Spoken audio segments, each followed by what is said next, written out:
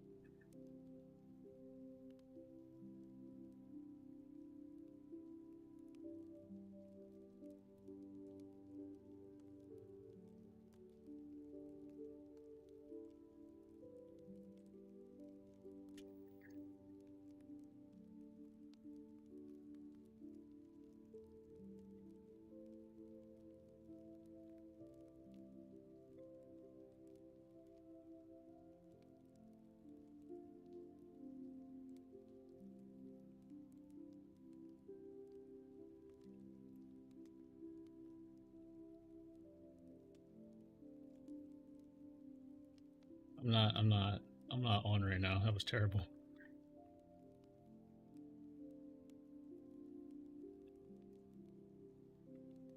What?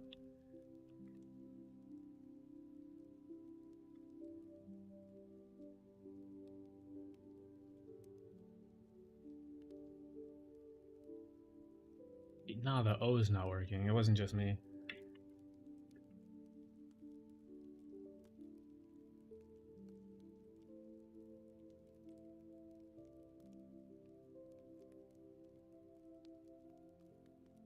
Something's wrong with the O key. I don't know.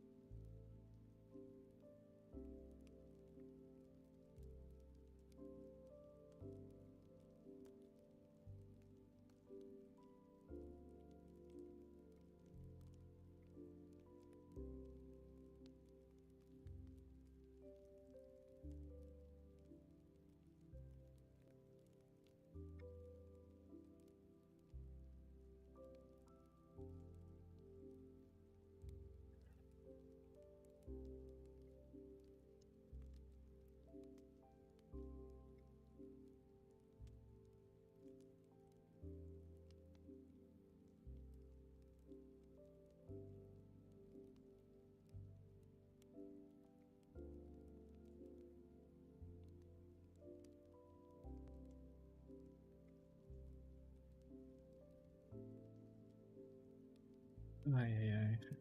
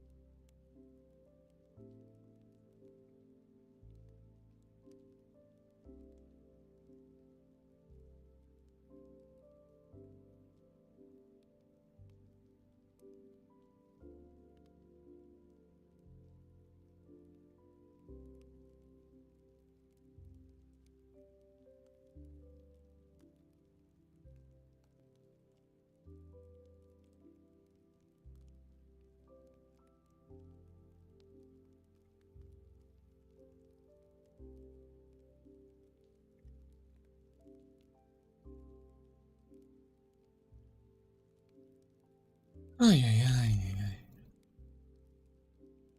Okay. 46 words.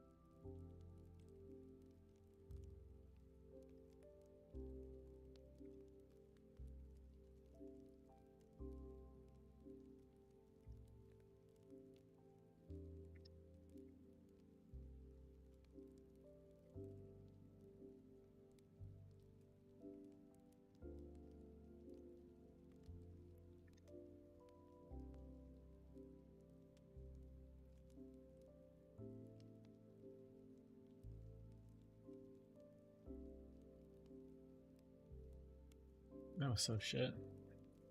Tried too hard.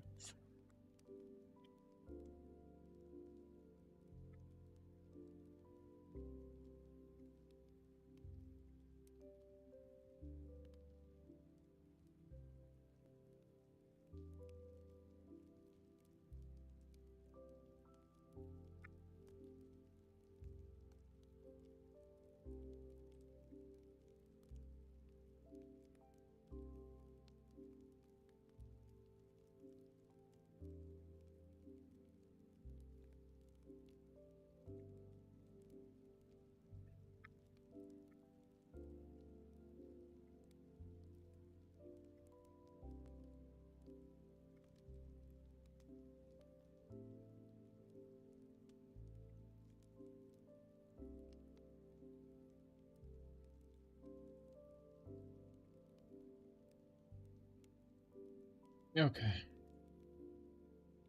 58 and 95. That's beautiful.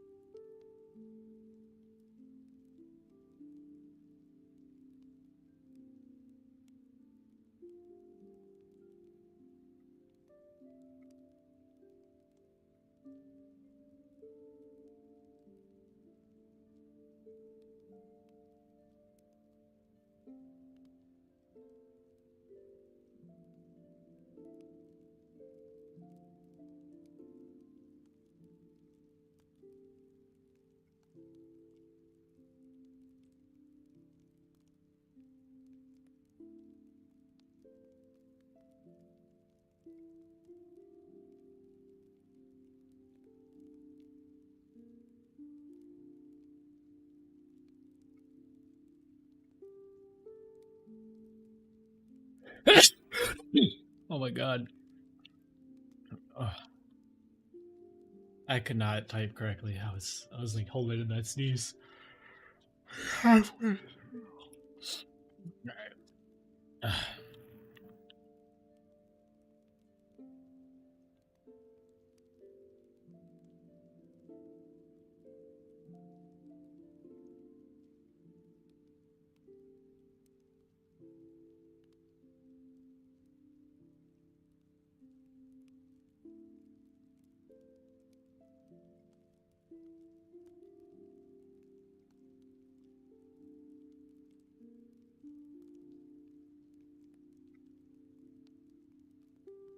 I really fell off that last bit. What do we do? What does our stuff look like today? Top speed 65 words. That's pretty good.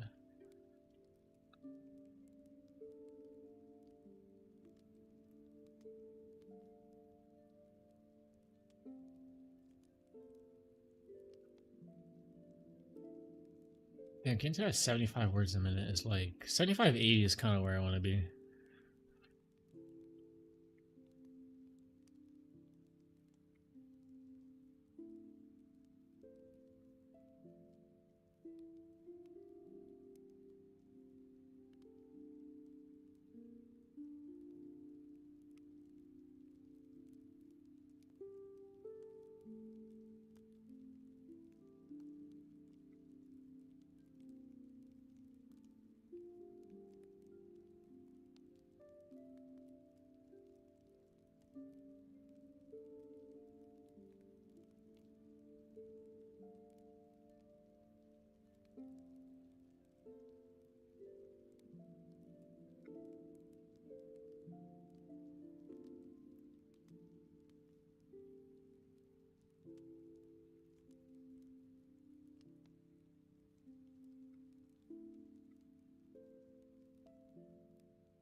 58, 58, 58, that's good.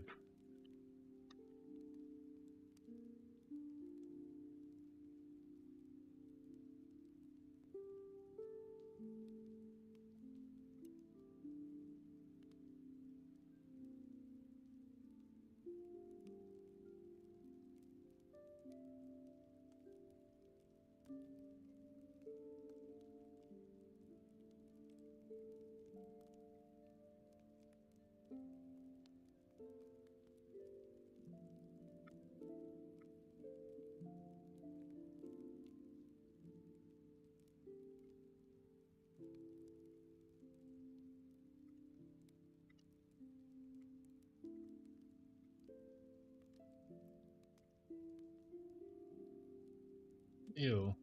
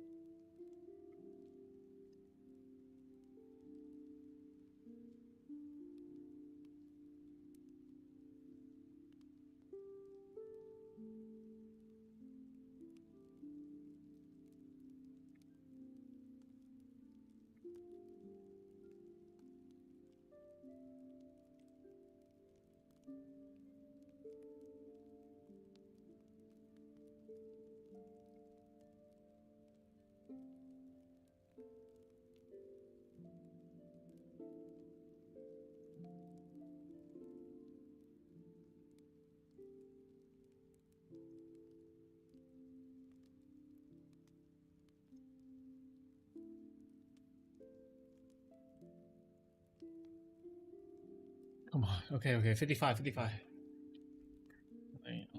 20% less. 20% less.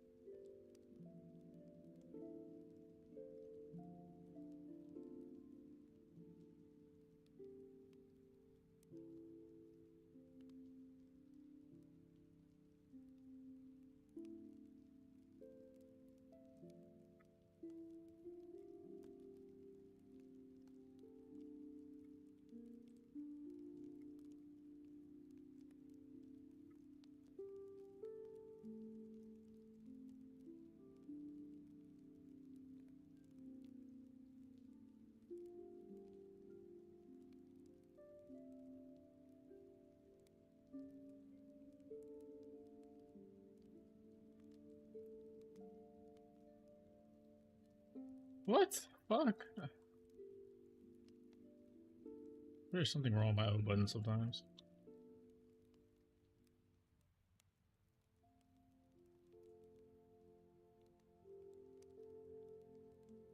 That was a little weird. That was definitely off.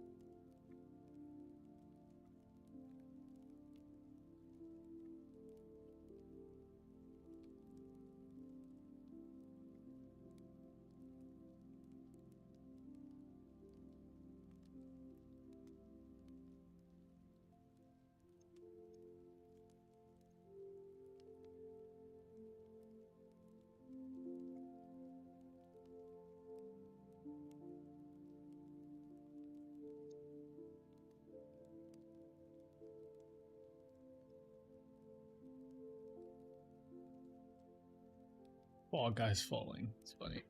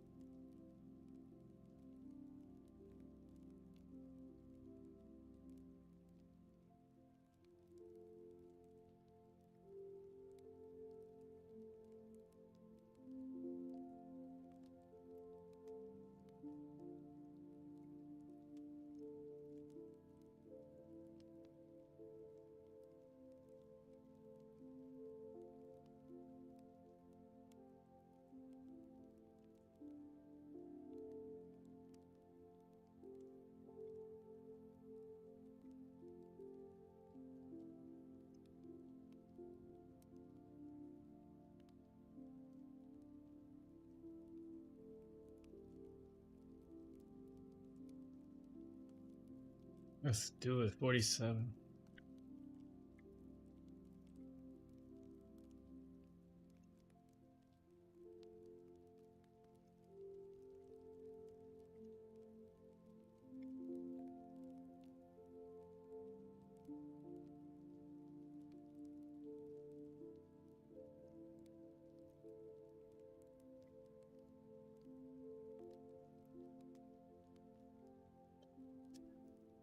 Yo, I hit that.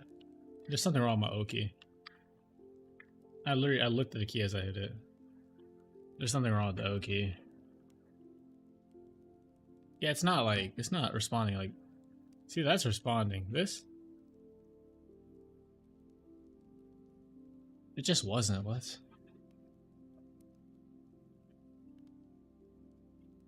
Something's up with the O key.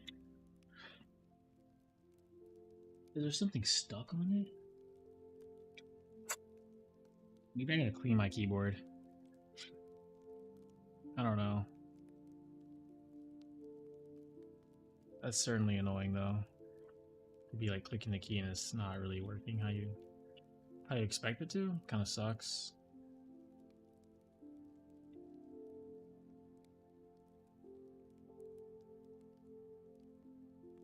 I hope that goes away though. Okay. Right, we knocked out Keyber.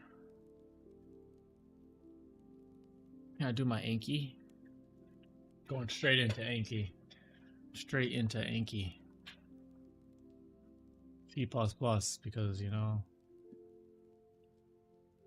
What does dereferencing a pointer mean in C++ and why do we do it? Dereferencing a pointer in C++ allows you to have access to underlying value that pointer points to.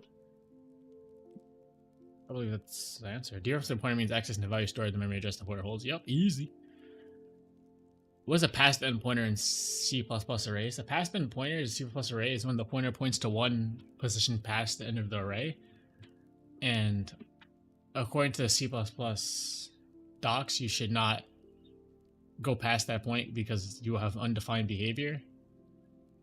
This is what it is. One past the pointer is a pointer. One past the last element array. It's allowed to point there, but it must not be dereferenced. I see. Dereferencing as past end. I gotta redo that one. What is a pointer in C++ and how much memory does it typically use? Shit, I don't know. A pointer in C++ uses... I'm going 4 bytes. A pointer stores memory address of another variable. Memory addresses are 64 bits, so 8 bytes long.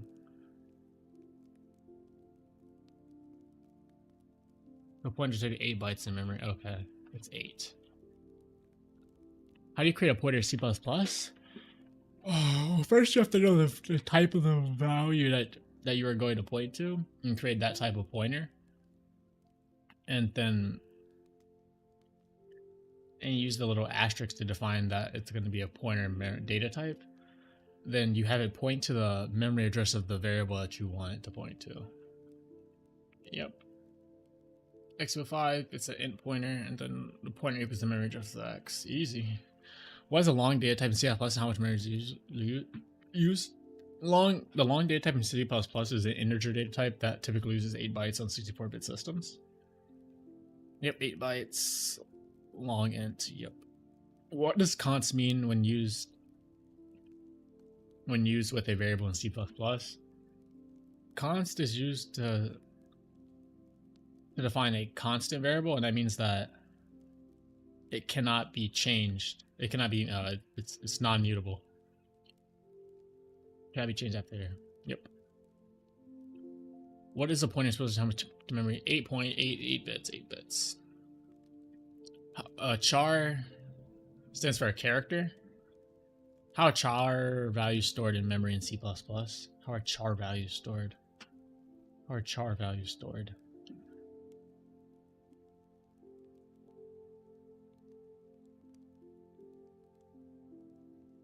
How are char values stored in memory in C++? What do you mean? What does that mean? Char values are stored as numeric codes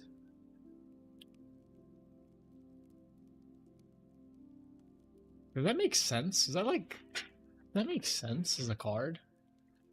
Char values are stored in memory in C++. Char values are stored as numeric codes. The ASCII system. So 65. So if you go like char equals 65, that means equals A. Or char equals A. I gotta ask ChatGPT about that one.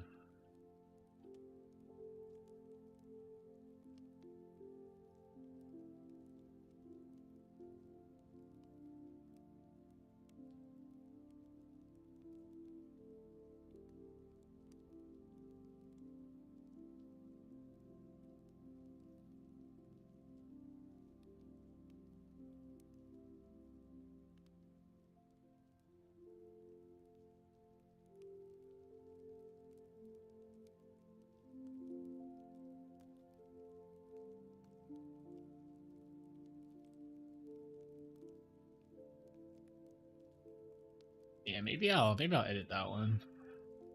Makes it sound a little better, a little better. A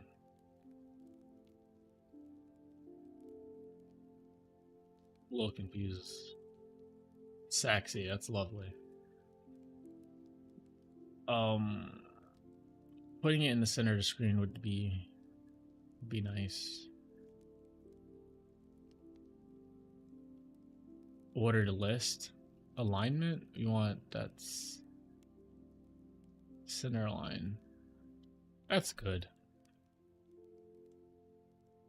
And maybe like a little, can we have a space in between, or is that like illegal? That's fine.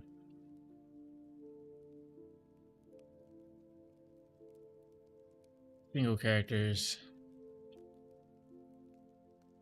Okay. What is an unsigned int in C++ and how is it different from a signed int? An unsigned int in C++ uses the first byte in the first bit in the byte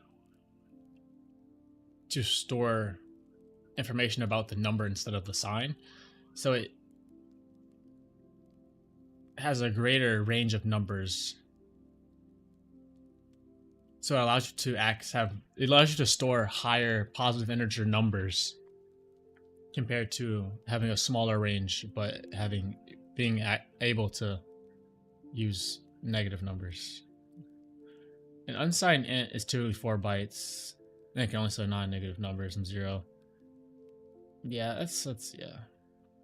What is a short data type in C++ and how much memory does it use? A short data type in C++ is a integer, but it only uses up 2 bytes, and I think it can store numbers from like negative 32,000 to 32,000. Yep, or 0 to $65,000. 65,000 unsigned. Can a const variable be initialized later in C++? Can a const variable be initialized later? I don't even know what that means.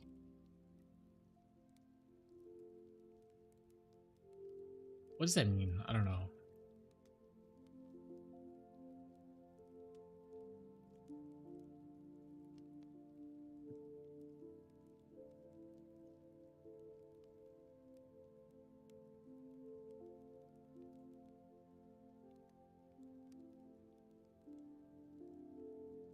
Oh. Can a const variable be initialized later? No, it cannot be anything again. What is a char data type in C++ and how much memory is used? A char data type in C++ is used to store characters, but they're stored. Is a char data type used to store characters, but they're stored as numbers from 0 to 127, negative 127 to 1 positive 127, or unsigned, which is 0 to 255, and it typically uses up 1 byte. Negative 128 to 127 and 255. It represents a 0 character. 128 to 127. We get a lovely break. 10-minute break on the clock. Let's go. We're playing chess. I'm kind of on a tear right now. No Kizzy.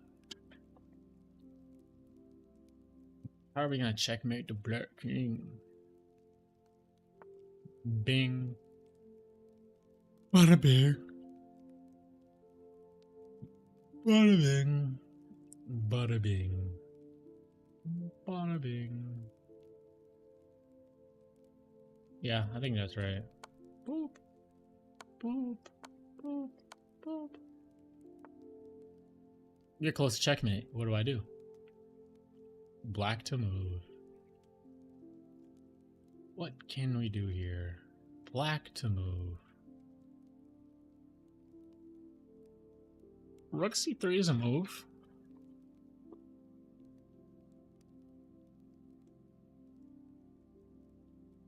Rook c3. Only move is king d2 is forced.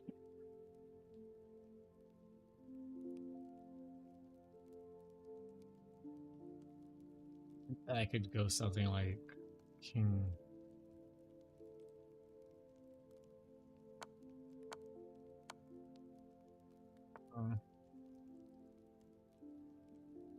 White to move. Alright, this promotion square is light squared. This is a light squared bishop. No,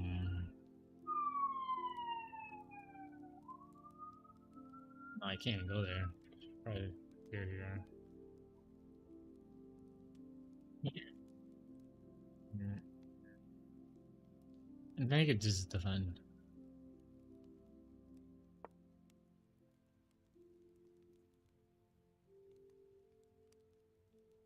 What if I just keep pushing? He takes my rook. Boom. And then he can't really do anything. But if I take here, he takes here, and move, he blocks. I think I just move up. Forget the rook.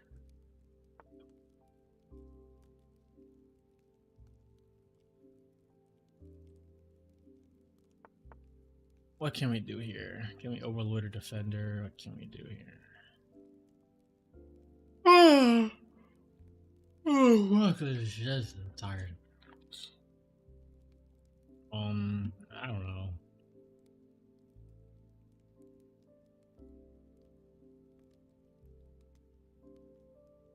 I could win I could win this pawn. Don't know how much value that gets me. I could also win a rook. Seems like a good move.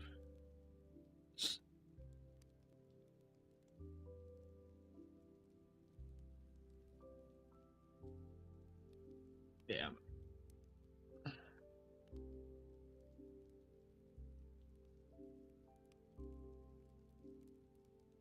Dead. Dead. Dead. Dead. Oh.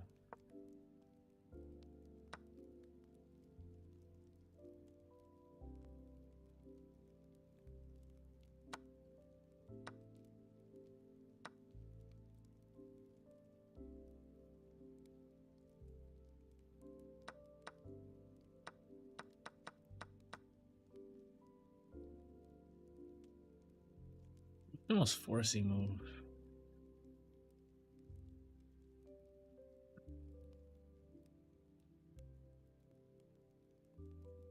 Honestly, if he takes straight up just queen g4, king h1, and I don't know follow up.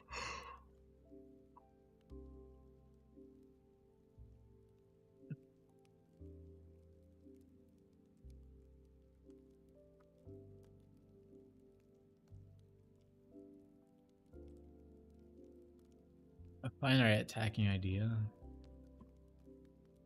I don't really got it. I don't think I'm gonna get this one in the next 30 seconds.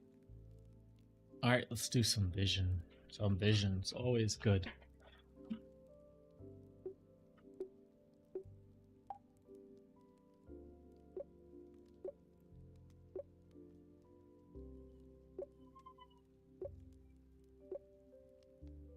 Ay, ay, ay.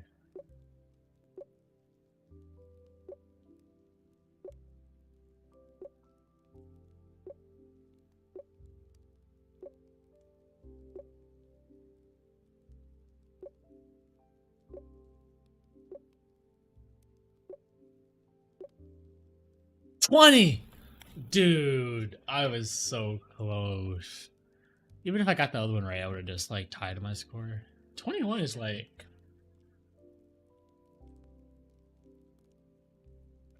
It's really hard to get better than that, for me at least.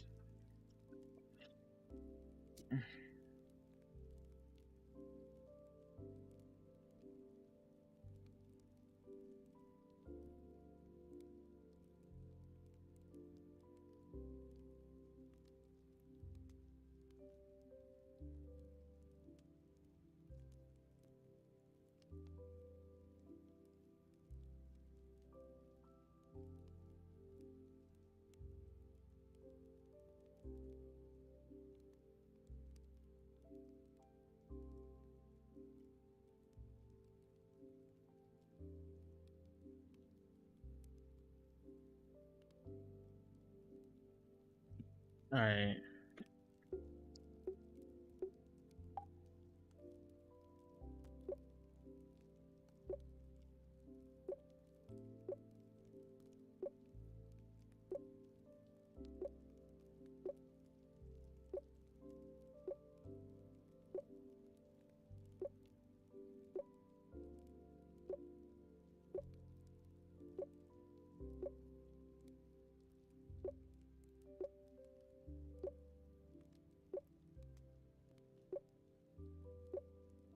$23. New record. That's nice.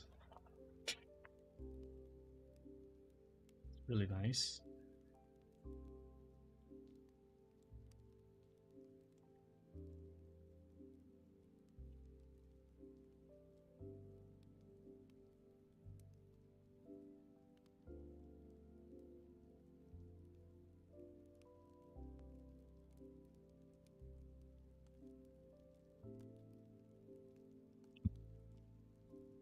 Our break has 2 minutes left. That's so sad.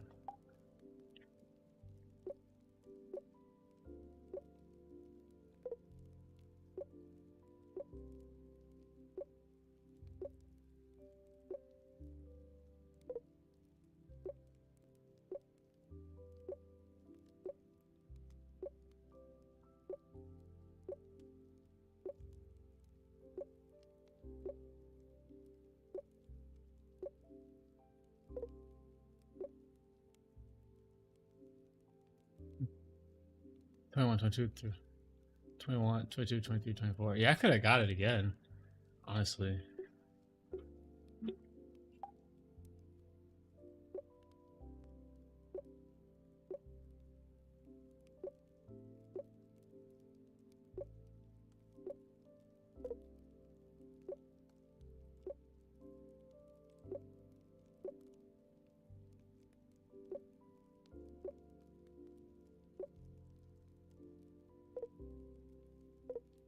Jesus Christ. What am I doing?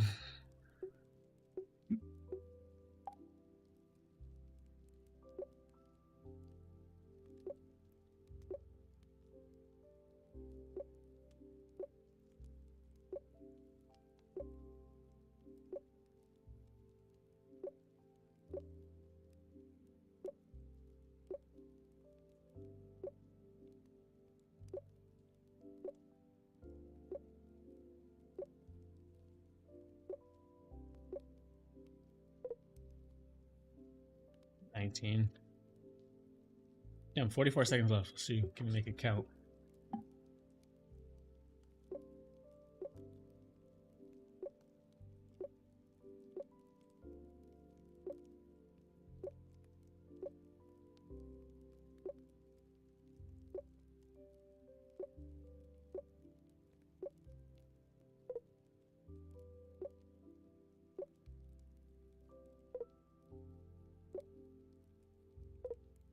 Jesus Christ, no, I messed up. I started getting a little too antsy. Okay, so I think we should finish our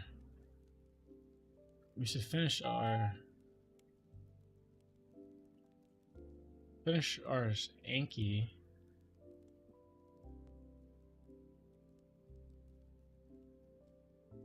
Do I jump right into lead code? Maybe, actually. Yeah, let's finish up Anki.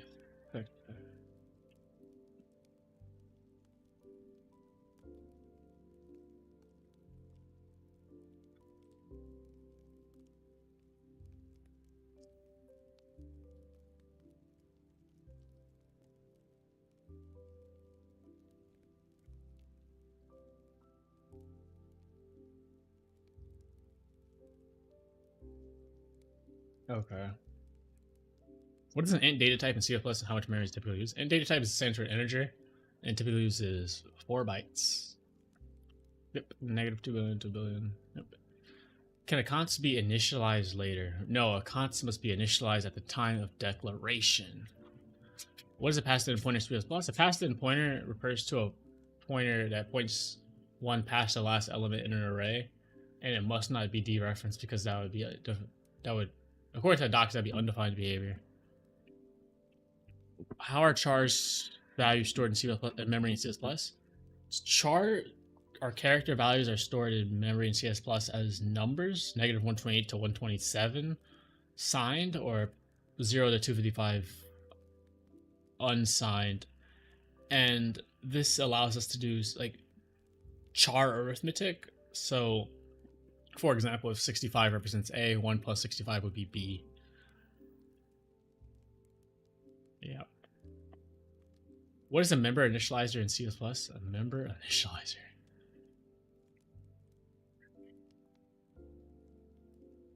Member initializers are variables, like variables inside of a class in C++ that are initialized at the time of creation of the class.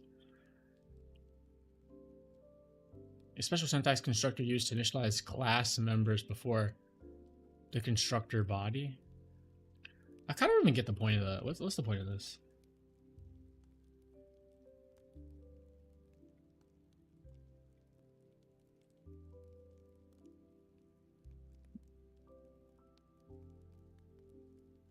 Its main purpose is to initialize class members before the constructor body executes.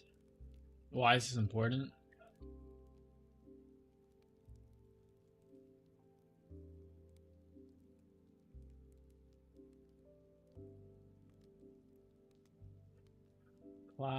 Class A int egg public.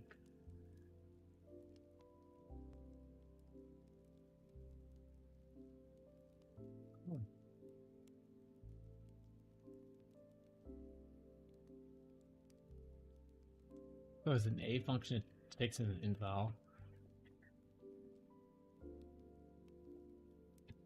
This is x val.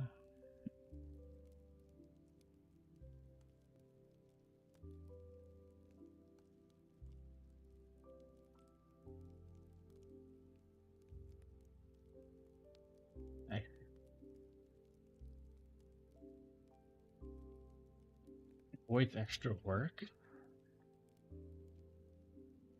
I think I need to add this into like.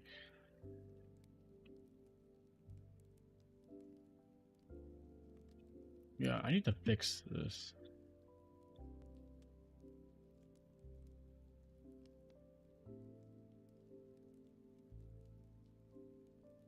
And then there's like, it should be another code snippet.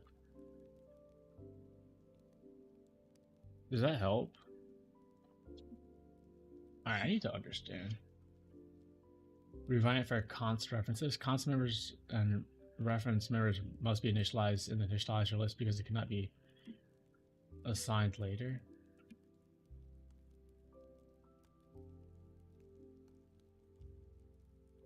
I don't think I understand.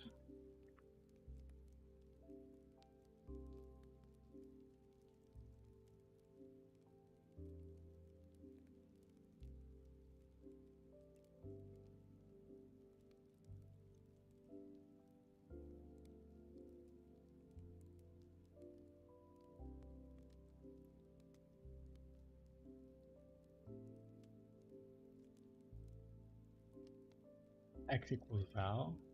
Okay. X is created and initialized in one step with val. X is created and initialized.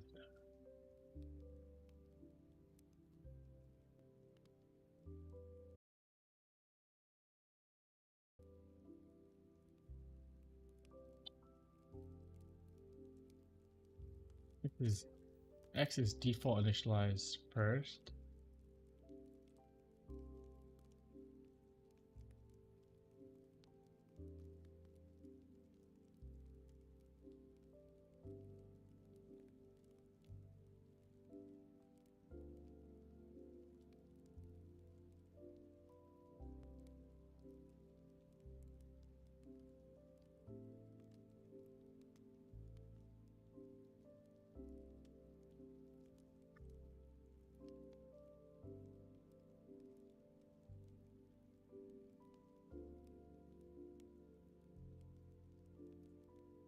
Okay, okay. I need that again. What is function prototyping in C++? Function prototyping in C++ is declaring a function before it's ever called in C++. So the compiler knows the return type and the parameters, but you don't have to include the function body. Declaring a function signature before defining it tells the compiler the function's name, return type, and parameters. Yep. Yep.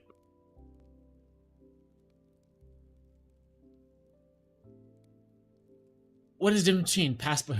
Oh man, this is never fun. What is the difference between pass by reference and pass by pointer in C++? Okay, let's go over pass by reference first.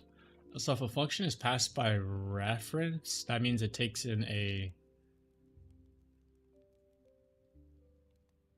variable. It takes in the actual variable, and we use it takes in the actual variable. Then from that, we're able to get the memory address of that variable and change it inside of our function. Pass by pointer, on the other hand, the parameter has to be an actual pointer, and I don't know, bro. Yeah, so pass by reference takes in a, how do you call it? Yeah, you just call in a val. And this actually has to call in the memory address, and it assigns it to a pointer.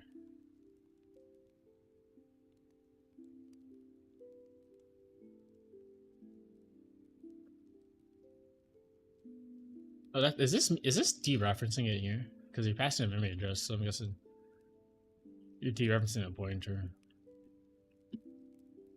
What is a member initializer list in C++? A member initializer list in C++ is, man, I don't know. A special syntax constructor used to initialize class members before the constructor body. Yeah, I need that again. What should you use? When should you use a member initializer list? You should use a member initializer list when dealing with constant members in your class. Yes. What is a long double in data type in C++, and how much data memory does it typically use? A long double in C++ is a floating point integer with extra precision, usually 16 to 21 decimal points of precision, and it typically uses 8 bytes of memory on 64-bit systems. Okay, we need to edit this so it can be aligned in the center. Okay, no, not that. Center? I think I need to... Alright, first these things all need to be like that, and then they need to be centered. Lovely. I said 21, 18 and 19 decimal points of precision, and it typically uses 8 to 12. I say 8 bytes, but like, I don't know. What is a member initializer list in C++? A member initializer list in C++ is a special syntax used to assign members before the constructor, the class's constructor. Initialize class members was okay. What is an unsigned long in C++ and how does it differ from a long? An unsigned long in C++ uses the first bit in the byte to actually to store more numbers instead of using it to tell the sign, and it allows you to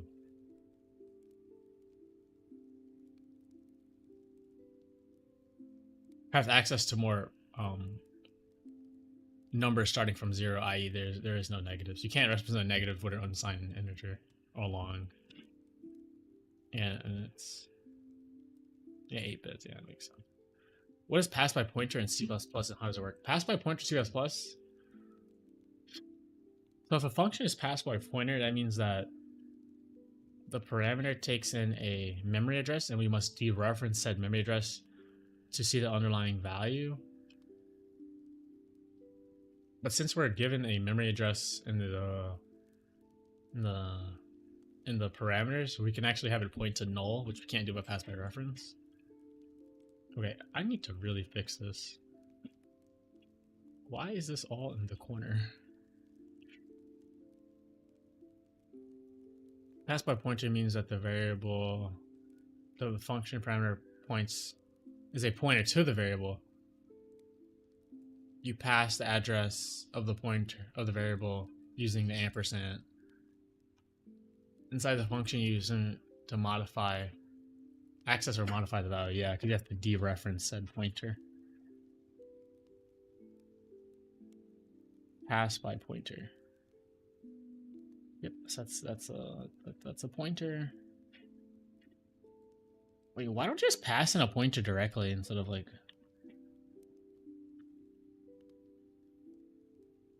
I get this, but like I kind of always wondered like.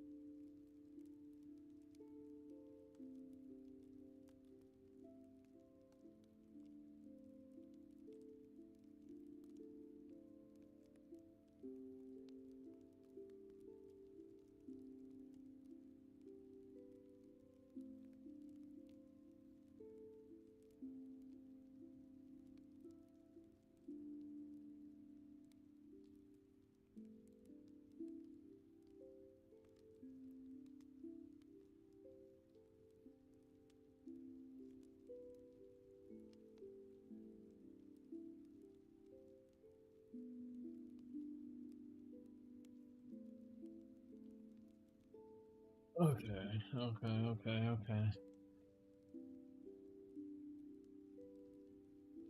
This is a whole lot of work. We're almost done though. What does it mean to have a member function marked as const in CFS? A member function marked as const means that it cannot be reinitialized or redeclared. It means that the function does not modify any member variables of this class. Wait, what does it mean to a member function? Oh damn, I messed up that bad. A member function does not modify any member variables of the class. It's kind of like a weird one. I don't know. I don't like this.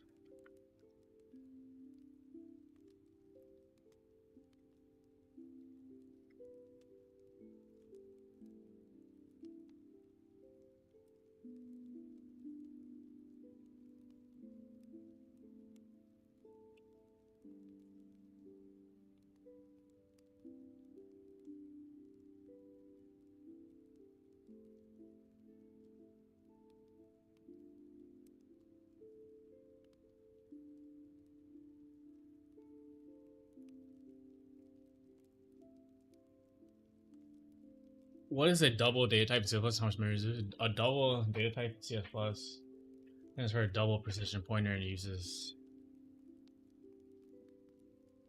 and it has 16 to 19 points of precision and typically uses up 8 bytes. I said it's 19. It's 15, 16 and uses up 8 bytes. What is IOStream used for in C++? IOStream is used for character streams, so reading and writing data, and we use the carets and cout and cin syntax to do this. The forward caret is for writing data, and the back caret is for reading data. Forward caret is to read data. I always fuck that up. What is a member initializer list in C++? A member initializer list in C++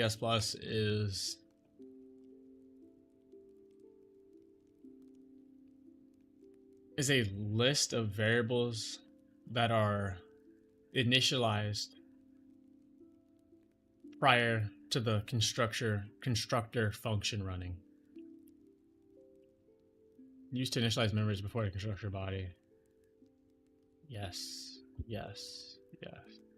What does it mean when a member function is marked as const? When a member function is marked as const, it means that that function will not modify any of the member variables. It does not modify any of the member variables in the class. I feel like I want a better example though. Wait.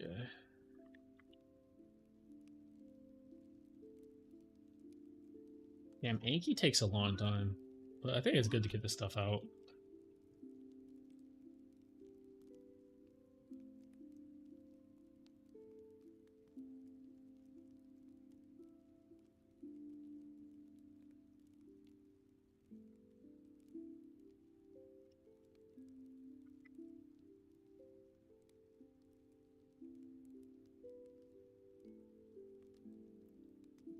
I'm gonna modify this really quickly, and then I'm going to go to sleep. I would love to go to sleep. I don't even know if I'm allowed to do that.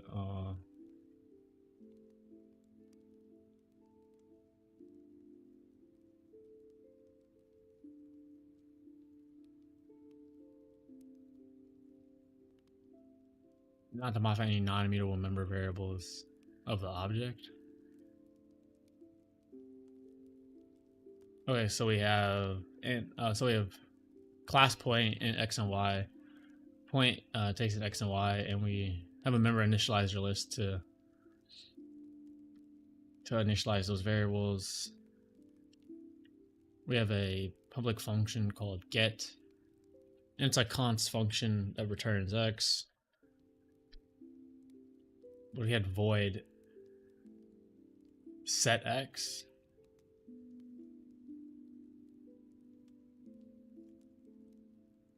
int takes a new x equals new x.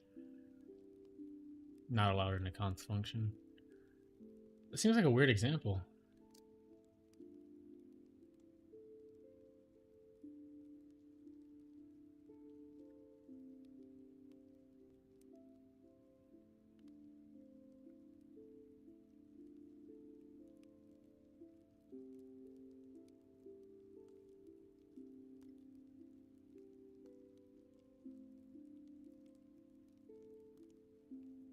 That's fine though. What's the main difference between pass by reference and pass by pointer?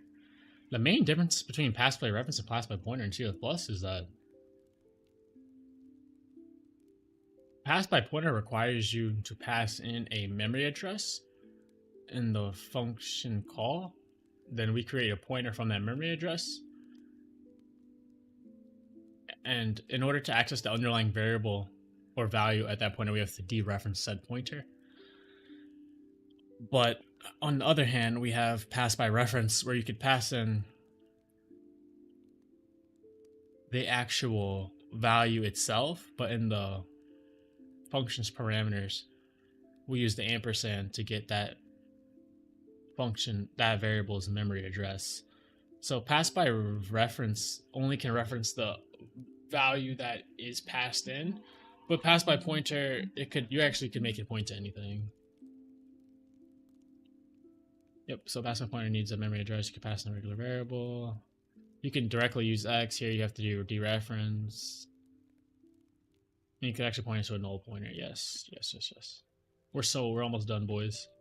Why use const member functions in C++? Const member functions in C++ ensure that you do not try to reinitialize or redeclare const variables that are in the class. Yep. What's a float data type in C++? How much time? Float data type in C++ is a floating point integer and it's typically used as 4 bytes. Yep, 67 times. What is a deconstructor in C++ and what is it called? A deconstructor in C++ is a special function in the C++ class, and it has the same name as the original function, but it's preceded by the little tittle thing, and it's usually claused when the class goes out of scope or there's no more references to that class, and it's usually used to clean up variables or any of the mess that the function left behind. Yep. We're done for now? Yay. I'm out of here. We did Anki.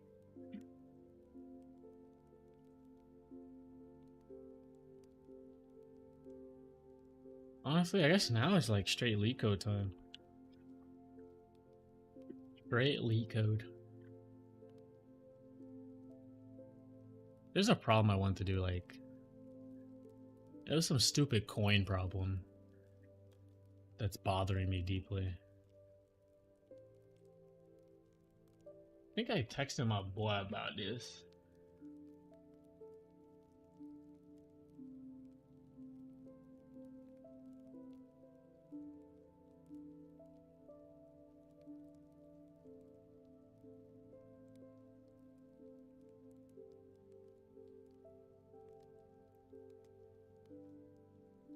There's some problem that had, like...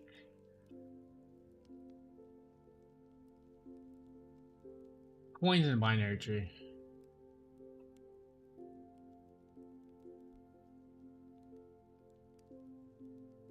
That problem was like absolutely killer. I still never solved it. I'm gonna have to just like... Alright, I gotta go to the bathroom, so I'll be back. But we're gonna knock this problem out. I'm almost certain I'm gonna need ChatGPT for this because I tried it and I didn't know what I was doing. And then we're gonna maybe do some backtracking problems and then, I don't know. ERB.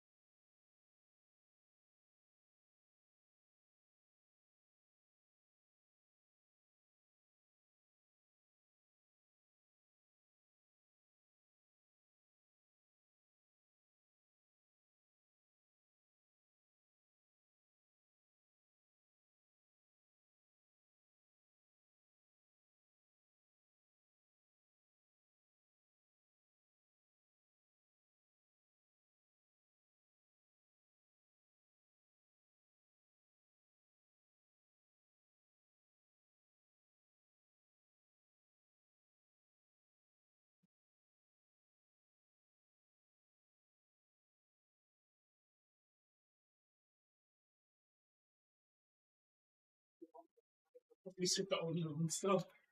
That's her most spot.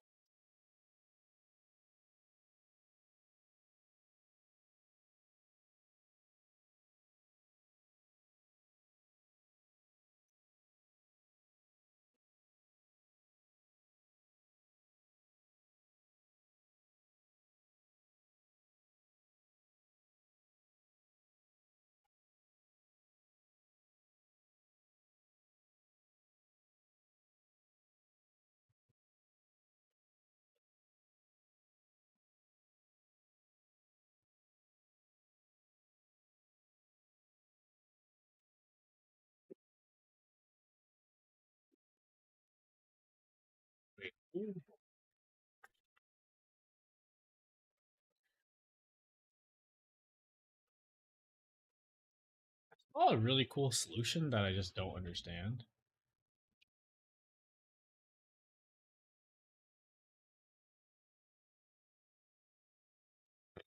I have no clue. I don't understand this shit, man.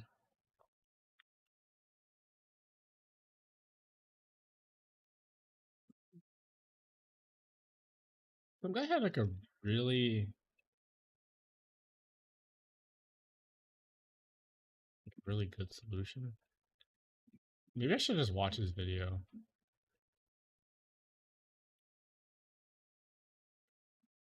I just don't get it though. 好，我们来解今天 Lico 的问题啊。今天 Oh hell no! Why is leak code so hard?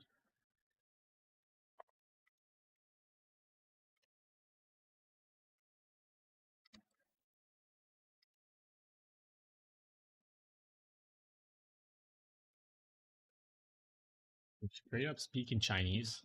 I was not expecting that. This is a classic DFS search question.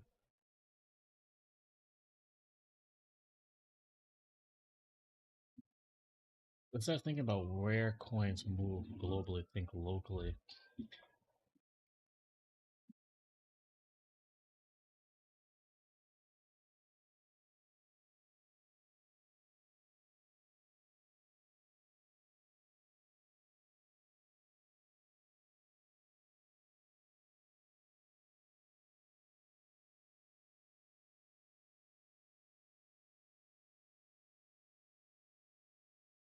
Traverse the tree post order. Compute excess from the left, excess from the right. Moves needed is left excess plus the right excess. Why do you need ABS? Because you have to move coins to balance that show to return excess to the parent.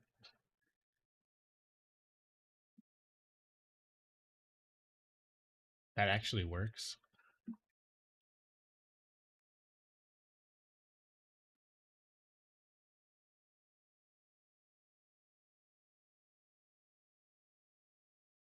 Yeah. Excess is -1.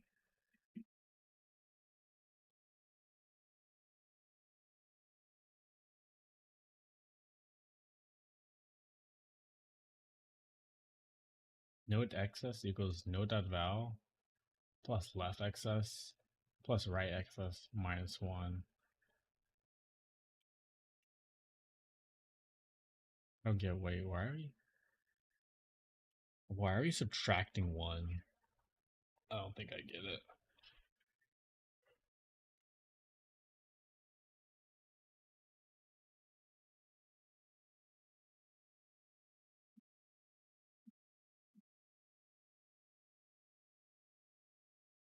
Left excess?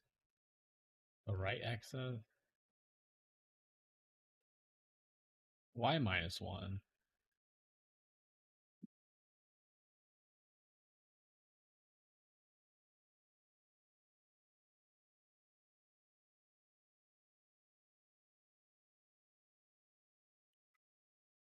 Why?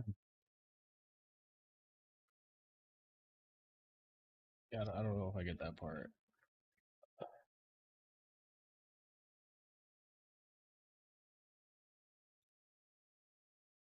Coins at the current node. Alexis.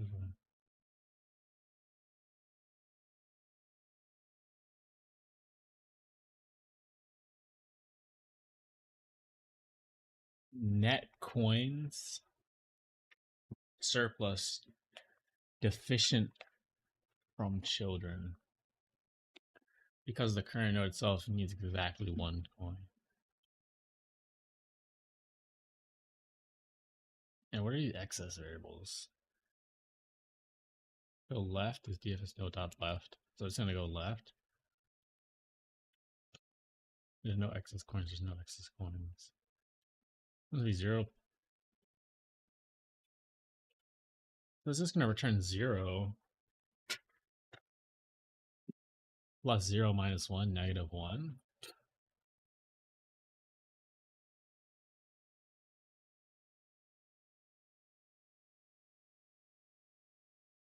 I don't understand this.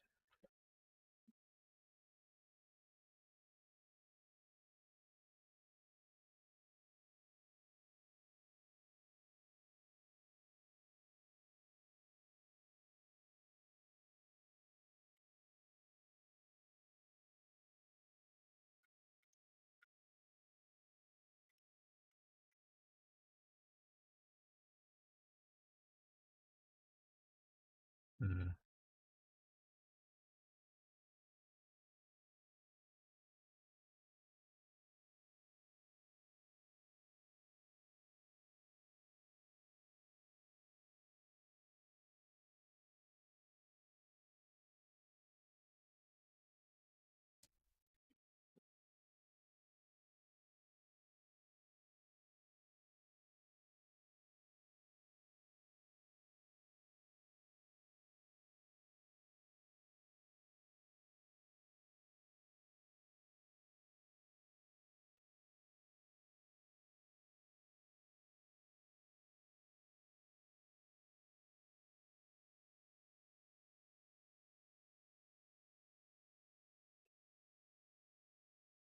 Ooh.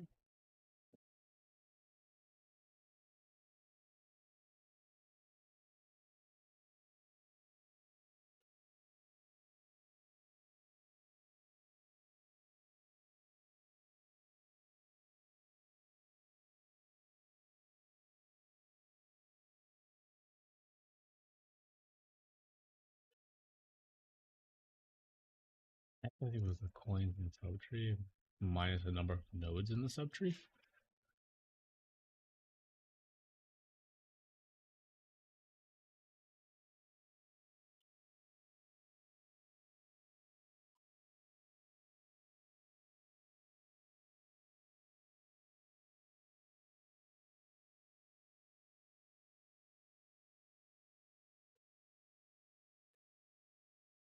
Chat has an excess.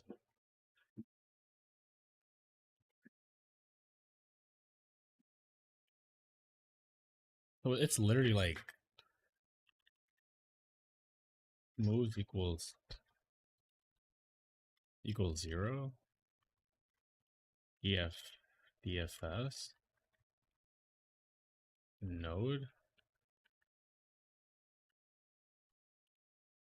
if not node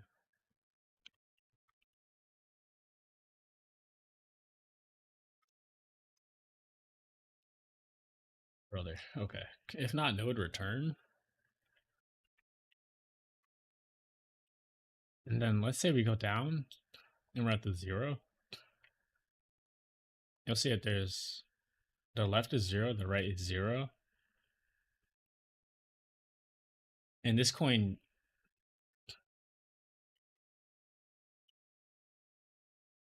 and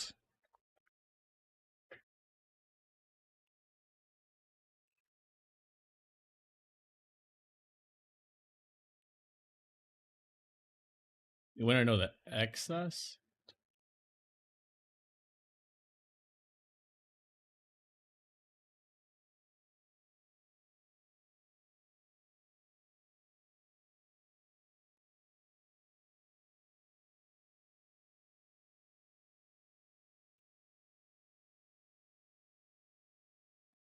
That way I use ABS.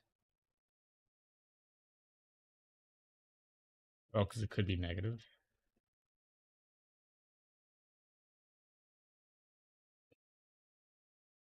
We look at how many coins it needs.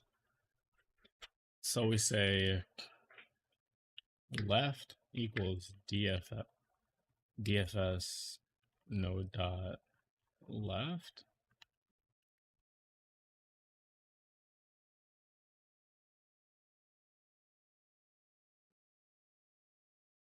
Call this right. So when it gets to this node here, it should be left and right should be 0.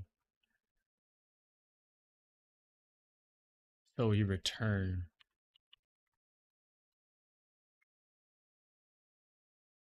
node.val plus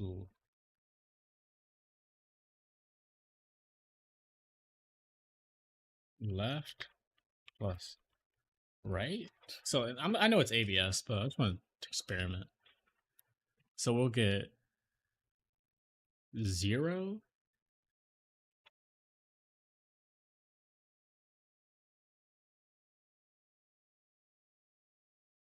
So we'll get 0.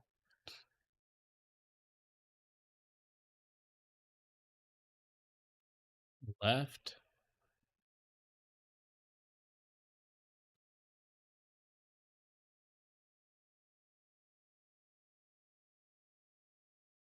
I don't know. Left would be 0, right would be 0. No, that value 0. So that's just 0, 0, 0. So there's no coins on this subtree, and then -1 because we need 1 coin for this one. So this is the excess.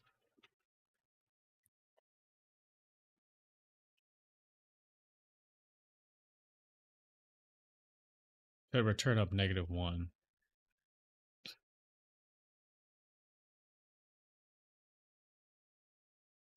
I say excess equals this.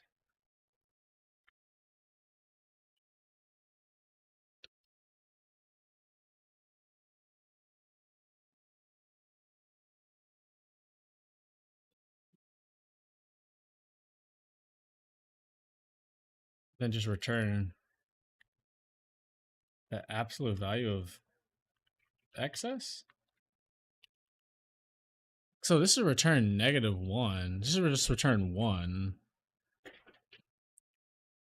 That should return 1. And then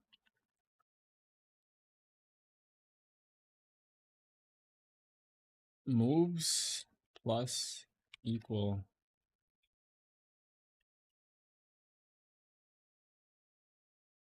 excess, something like that. Let's do like non-local moves. I don't know.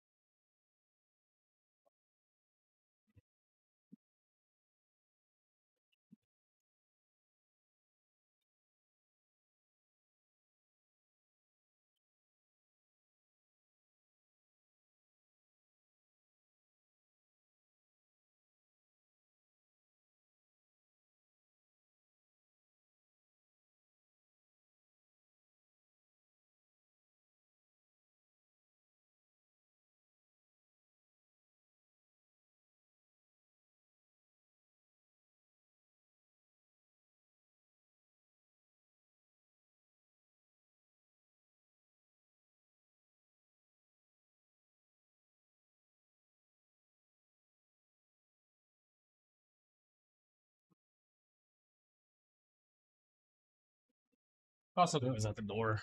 Thought the mailman was here. All right. So let's just be able to return moves plus equal excess. So this would be 1, then 1. Let's see what happens in the second example. Go DFS no dot left. I reach a 3, and we see that the left. We see that from 3 it should return 2 because that is the. Let me write this down. 0, 3, and 2.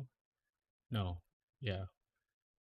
0, 3, and 0, something like that. Okay. So we go DFS no dot left, and we see that this has an excess of the left is 0, the right is 0, and no dot val is 3. So 3 plus 0 plus 0. And obviously minus 1 for the coin that it needs. So its excess is 2.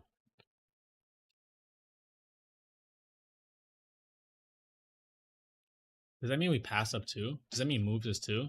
M equal 2 so far? I don't know. And it should. And then it'll go dot right since we're going post order. Oh my god, we're supposed to be doing post order. This is pre order.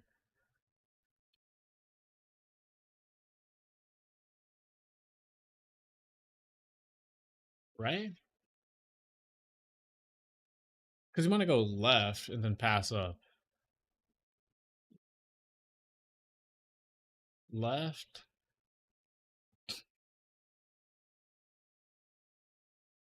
No, left, right, do something. This is post order.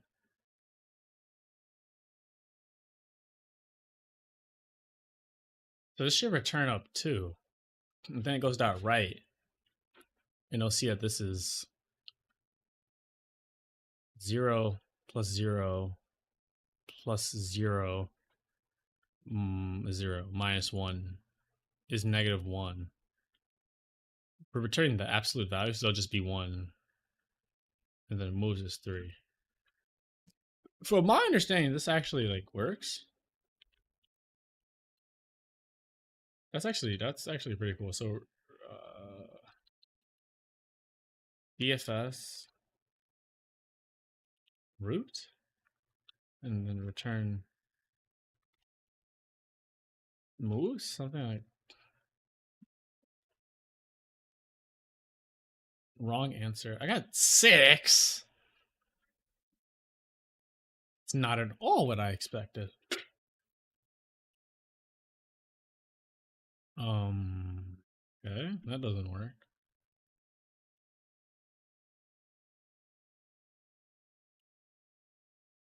How are we getting? What the fuck? What did I just do? How are we getting 6? It should go DFS note dot left. Dot left.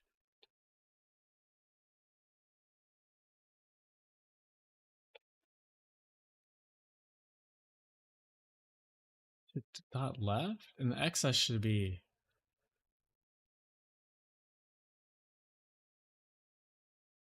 so return 0, return 0, and excess should be 0 plus 0 plus 0 minus 1,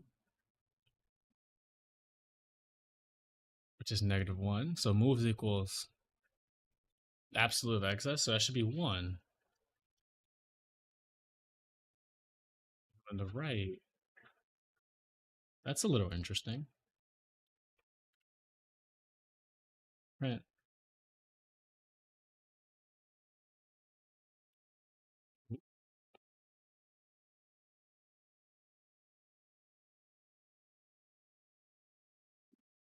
That should be negative 1. The other one should be negative 1 as well. How do we get 6? How do we get 6? How did we get 6?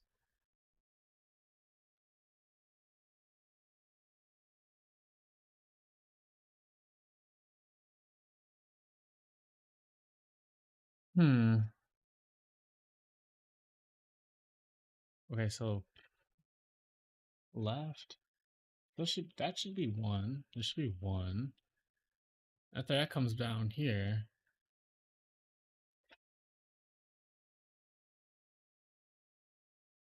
it's gonna go excess of this will be 3.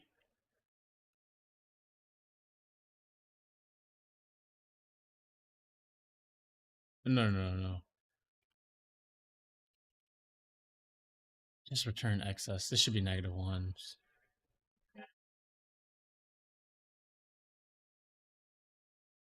Okay. Holy shit. Holy shit. We solved it.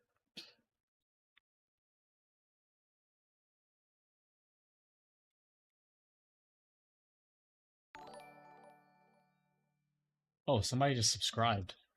Hello, Sunjoy. How are you doing? Appreciate the subscription. Oh, I forgot to put the I used to have this text on the screen. Oh, I said using restroom.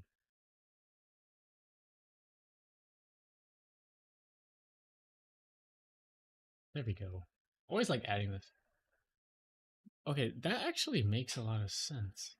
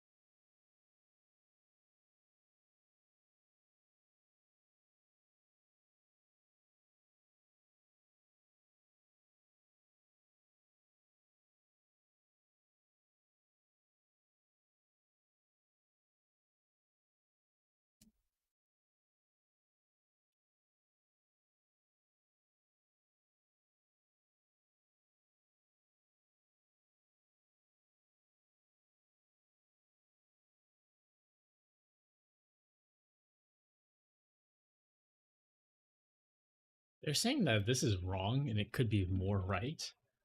And I hate ChatGPT. I mean, I don't hate it, but they're saying that moves plus equal excess. They wanted to see this, which is I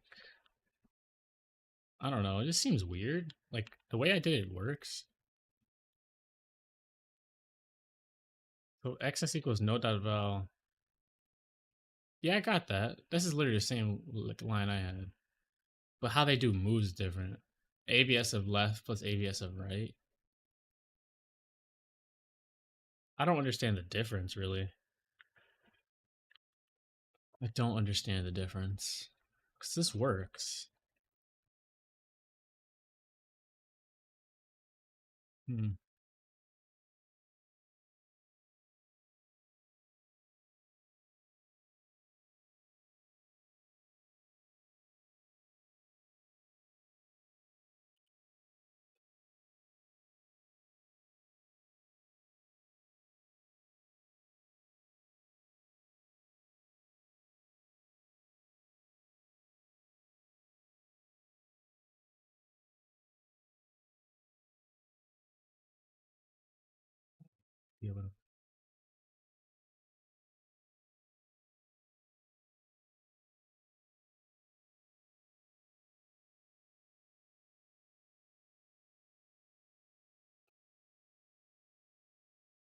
I mean,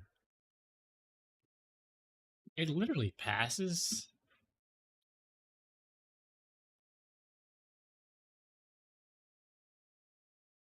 All right, they gave me a tree where I'd get the wrong answer, so I want to try that out. They said with my solution.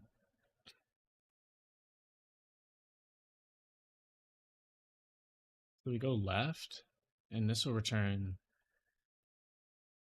0 plus 0 for the left and right, plus 0 for the value, minus 1 for the coin we need. So this will just straight up return minus.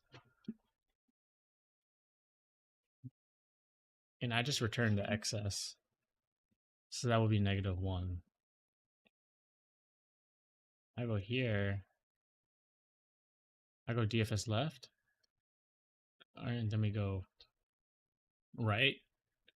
Oh, so this returns 0. The left, the right is 0.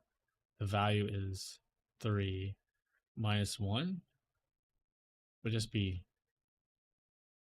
2. So this passes 2 up to here for the left, and then it goes right. This is obviously 0.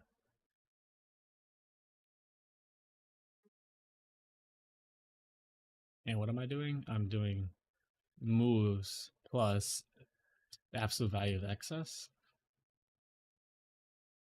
So this would be 2 here, 1 here, which would be 3.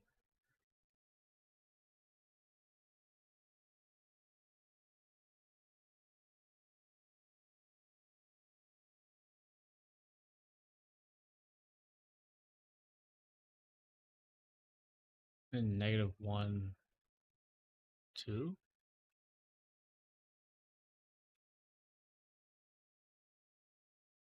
I don't know. Tricky.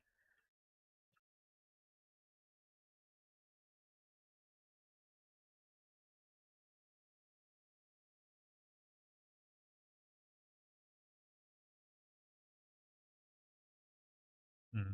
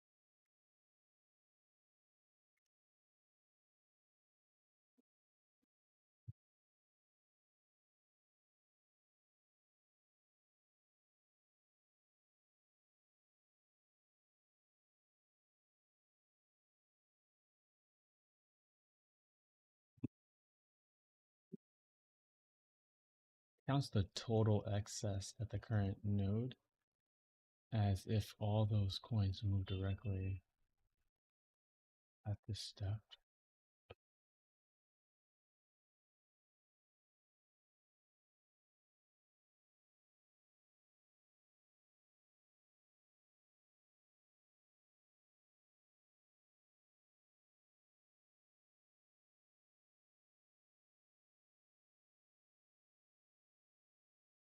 Bro, I'm not doing that right now. They're saying it's wrong, but it got the right answer, so I'm not about to like tweak out over that. It is in fact break time. I'm gonna take my well-deserved break.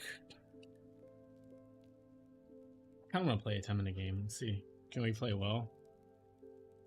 Well, let me get some.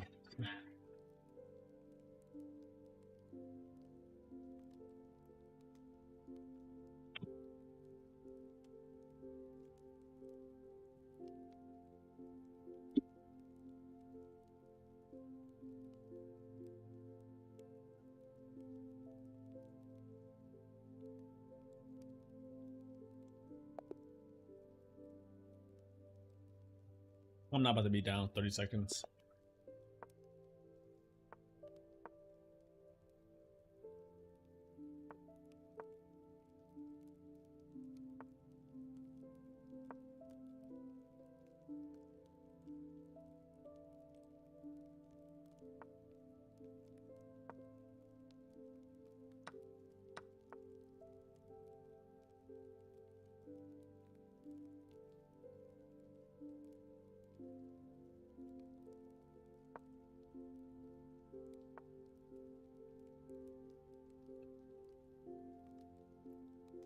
Hmm.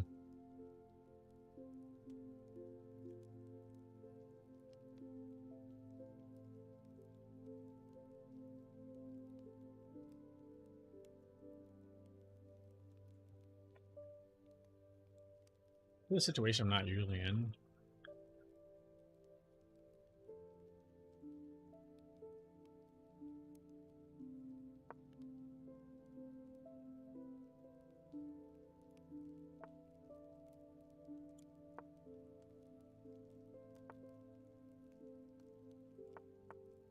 That's interesting.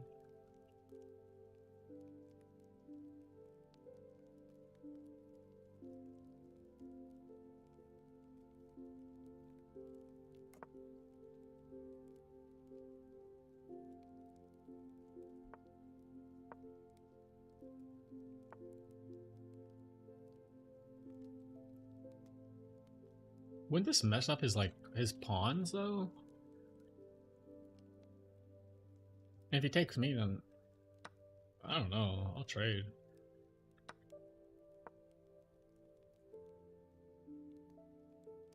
Gotta watch out for the square.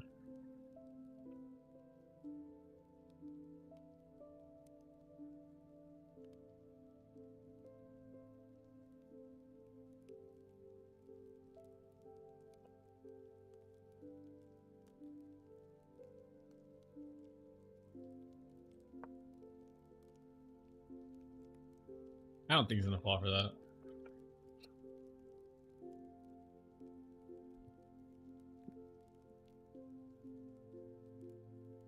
He shouldn't, at least.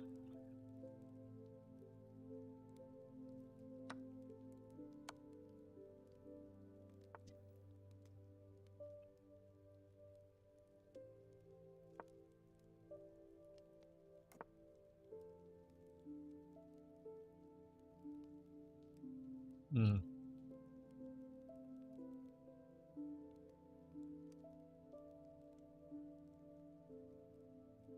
Hmm.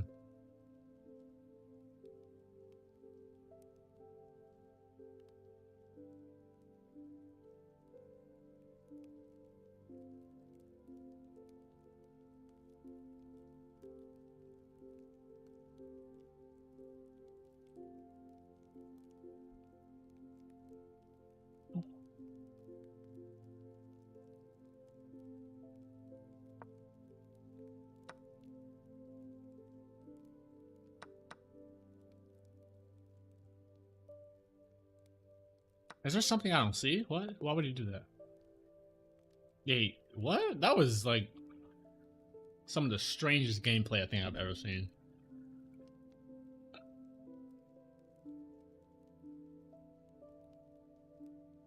That's not the best move. That's. Yeah, I was gonna find that. This move activates your knight to strengthen control over the center. They still want that. I This just is a probably good wouldn't play that. cast their pawn. You missed a bet. You get a chance to win a knight through a fork. Oh my god, there was a fork looking right This at is the me. way to win material. I'm on a crazy win streak, but I play like shit.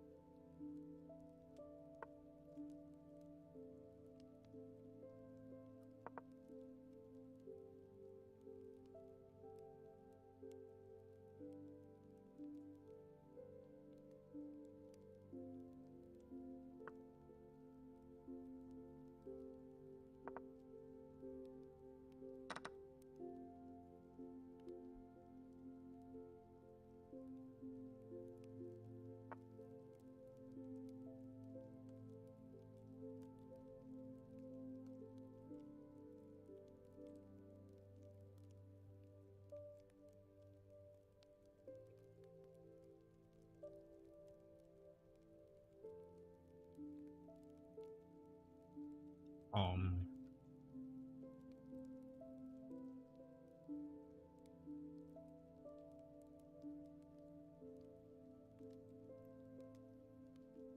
I'm just gonna keep developing.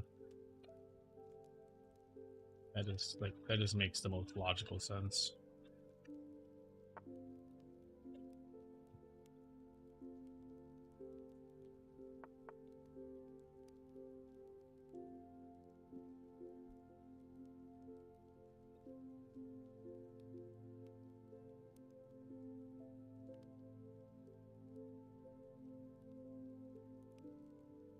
Wait, what is this?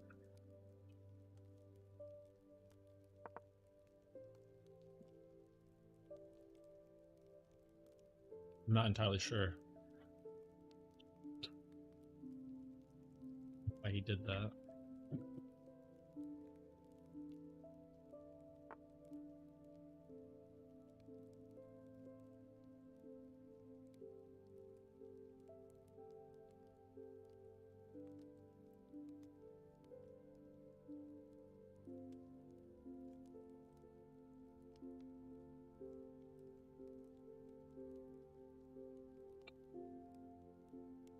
Hmm.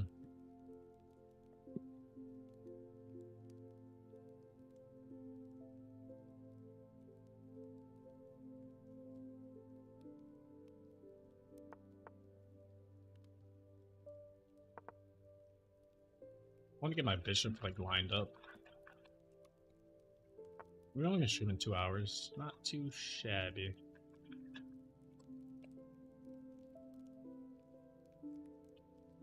That's super annoying.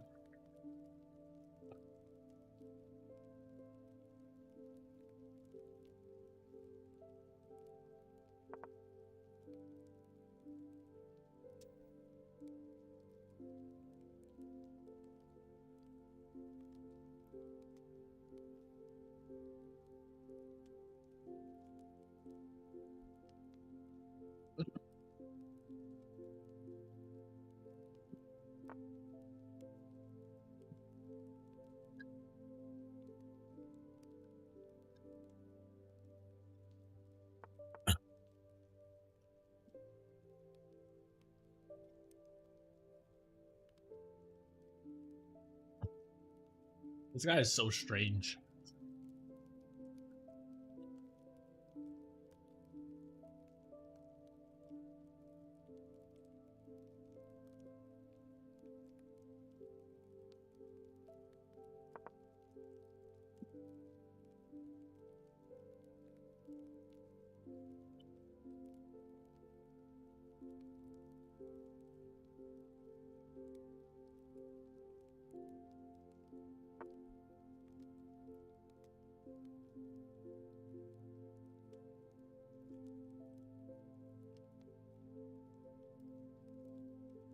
Hmm.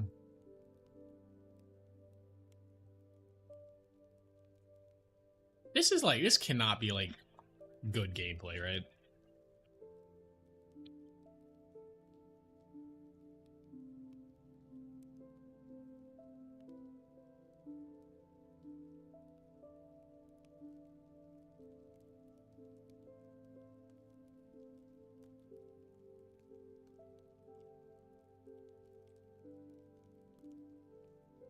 Wait, what?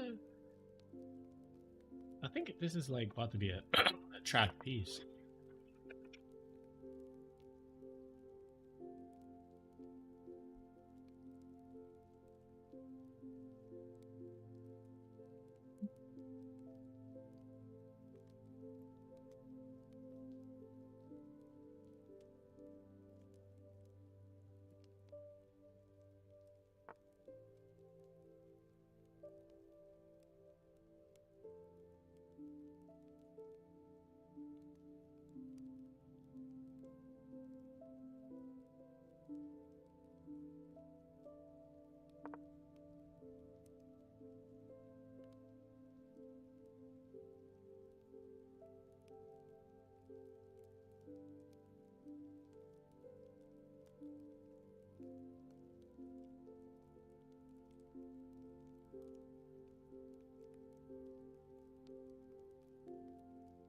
Gonna have to use it all on noggin ears, buddy.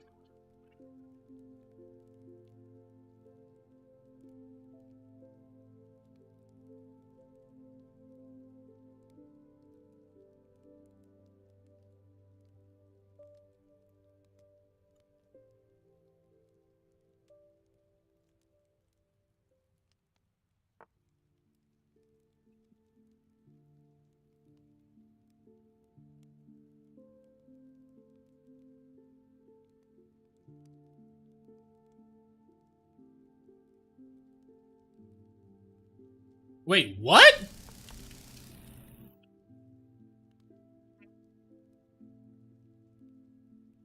Oh, cause nah, I don't understand.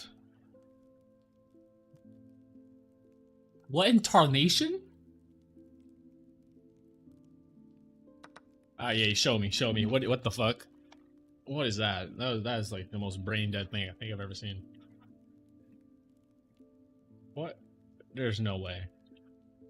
Prove me wrong. There's no way that move makes sense. You gave up a clean bishop, and now you're about to lose your knight on b4.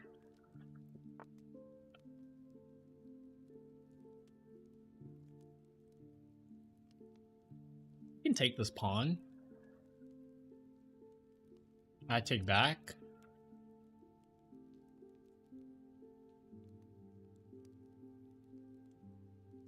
I think he has that move.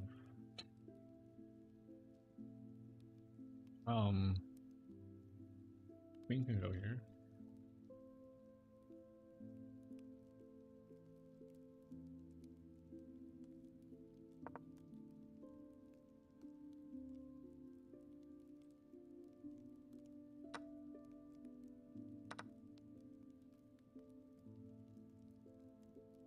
Oh! I lose a rook. I'm still up so much it doesn't matter. But that was definitely a mistake on my end.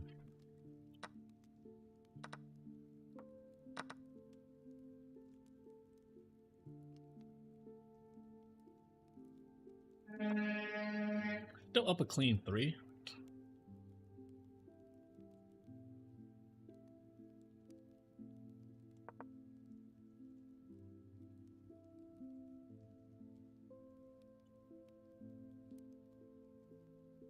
There's something quite beautiful on this diagonal. There's a fork coming.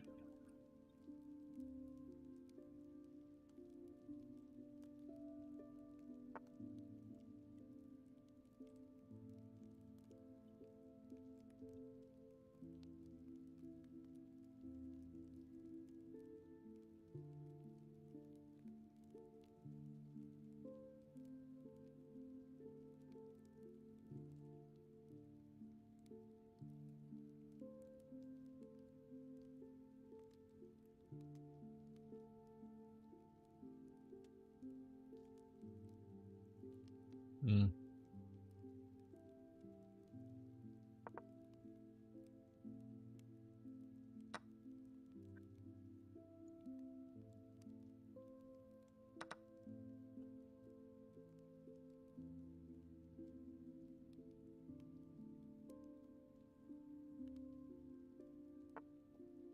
Hmm?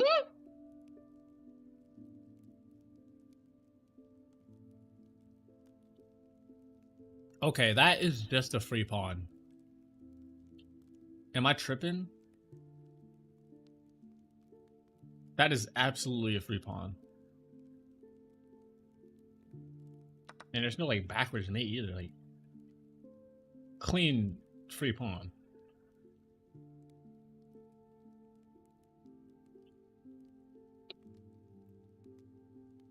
I think I'm playing. I'm scared, dude. I do not want to get like. I don't know.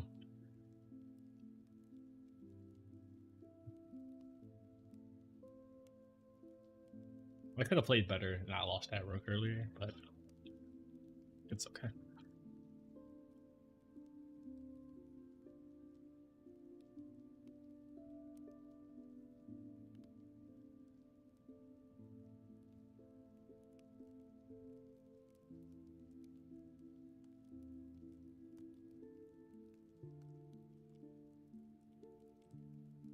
I need to move this bishop so my rook can actually protect the back rank. Maybe bishop b2.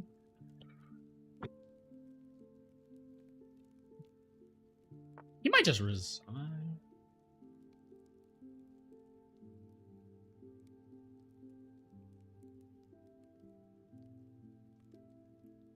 I think.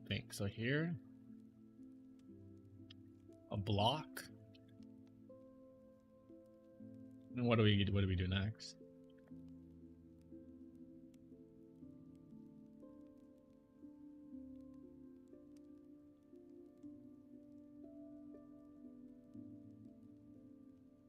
Yeah, we just block. He just blocks that so easily. It just isn't really good. We go on to take with the queen or something.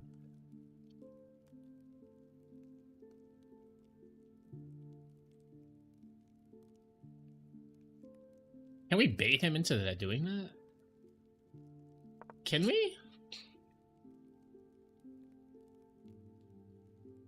I don't know. I might lose. I don't want to lose. I don't want to lose. Not 4, bro, please.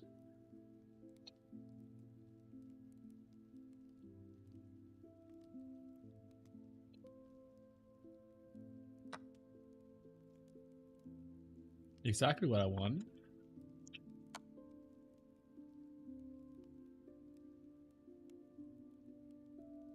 Just like that. I fucking called it. I said we're gonna fucking lose. I called it.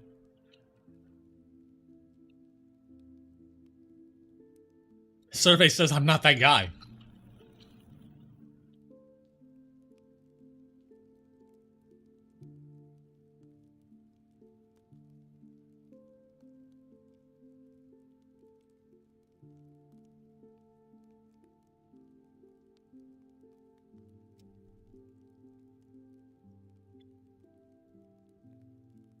This is so sad.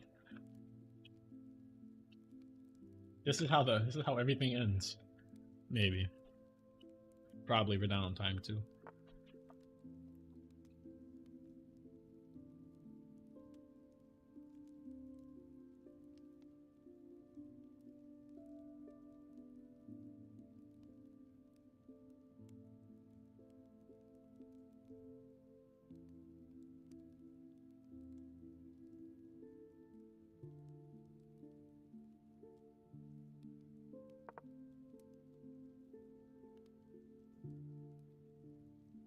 "25 seconds is too long."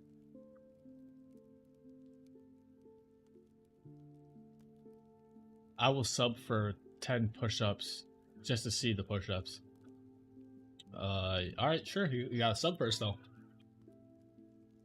Hello, G Unfiltered. I will do the push-ups.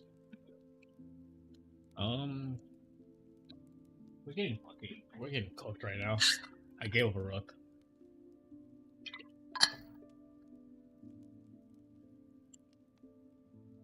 The most I can do is hope he times out.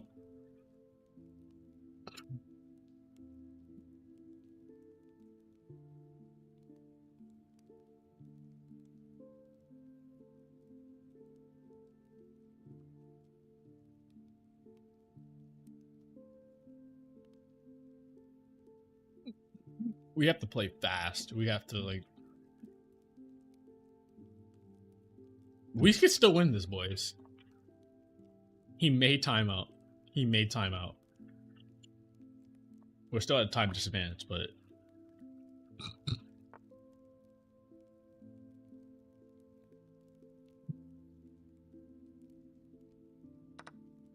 Okay.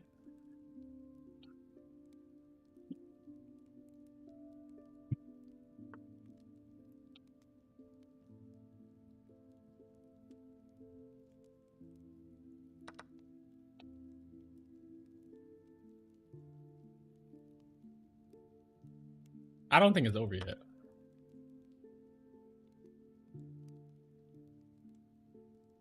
Am I walking into mate or something?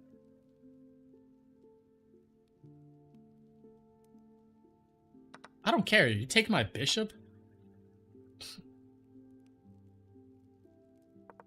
Dude, you're blundering so hard. You're done. You're done. You're done. You tried to be fancy and shit. You tried to be fancy. You tried to be fancy. There is nothing. You've given up the game.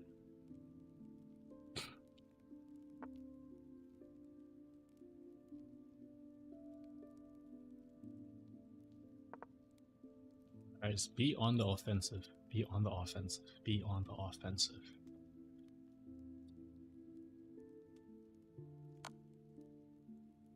I'm an idiot.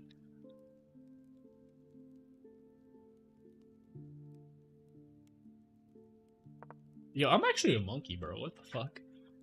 I just got perpetual.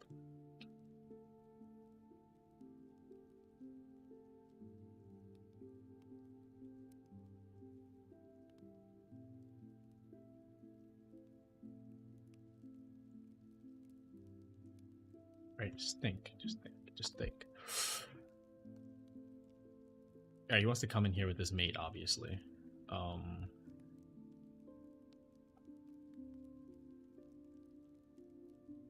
We can't let that happen.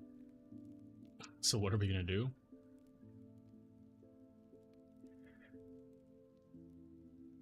I mean, what are we? Is there anything we can do?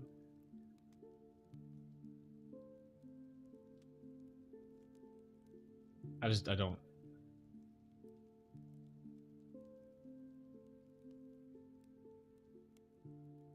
There's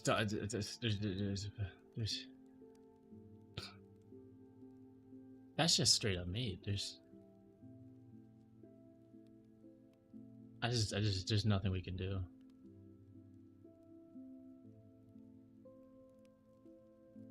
There's nothing I can do.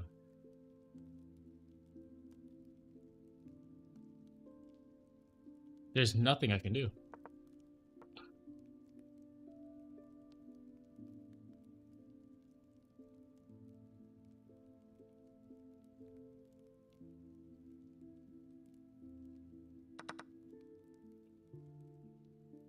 Alright, him having a minute to basically have his way with me.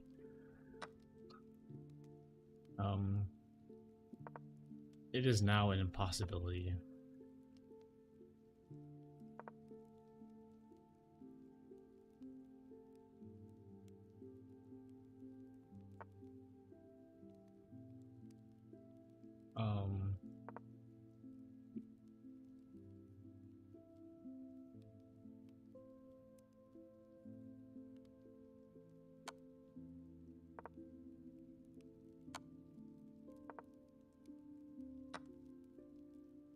Yo, I'm an idiot.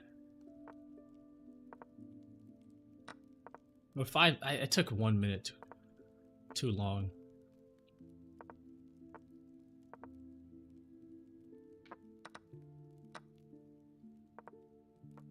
Dude, that fucking minute! Oh my god, that was terrible. That was absolutely terrible. That was depressing. That was bad. That was bad. Okay. Let's go in.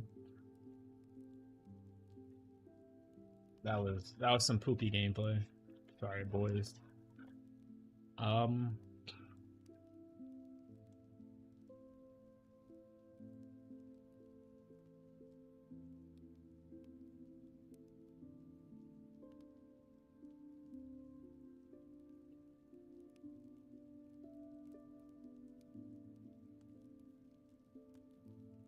Letting the game go.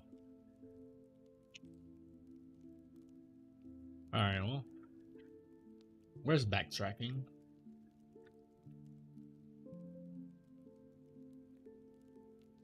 With 109 backtracking problems, let's see what we got here.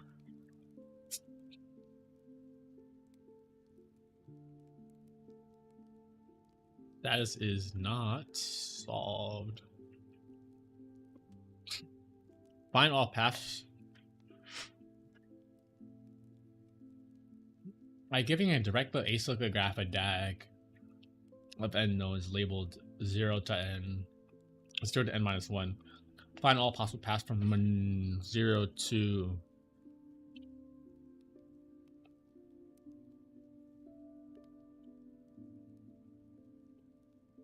zero. Find all possible paths from 0 to n minus 1. Return them in any order. The graph is given as follows. Graph I is a list of all the nodes you can visit from node I. There is a directed edge from node to ij. Okay, that makes sense.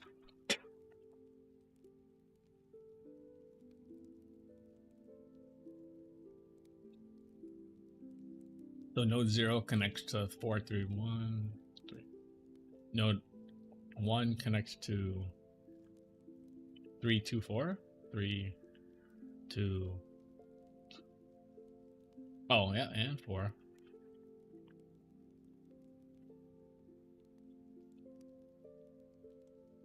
So we're given an adjacency list. We have to see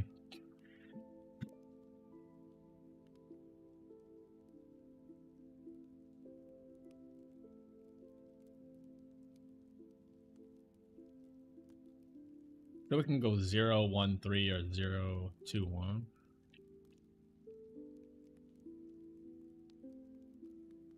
Since this is a directed acyclic, so that means there's no cycles.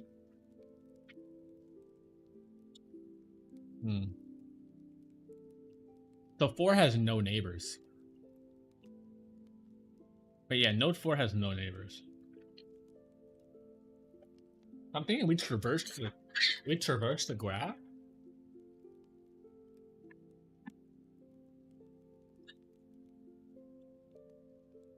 Alright, so I think we have like a DFS function.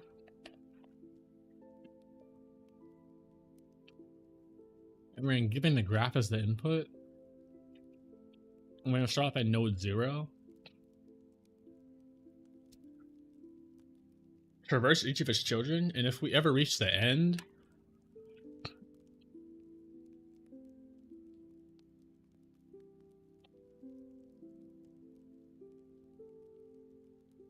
append it to a path.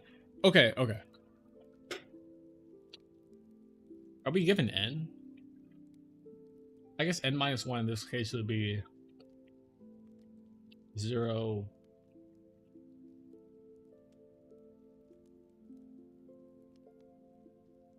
Zero to n minus 1 would be what? 0, 1, 2, 3.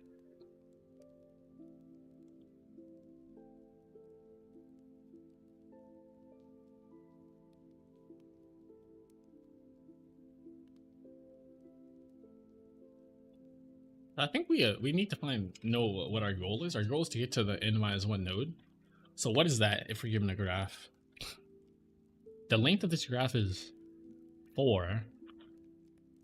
So this is just the length of the graph minus 1. So n equals the length of graph minus 1. So if we ever hit the node 3, because it goes 0 to 1 to 3, right? Yeah, 0 connects to 1, 2. 1 connects to 3. Yeah, that's perfect.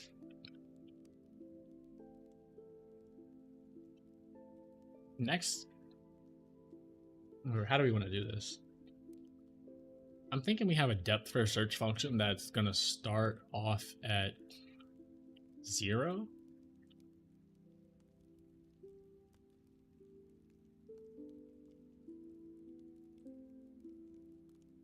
Yeah, it's going to start off at 0, so in this case, oh yeah, whatever the first graph of 0, graph at index 0, that'd be node 0.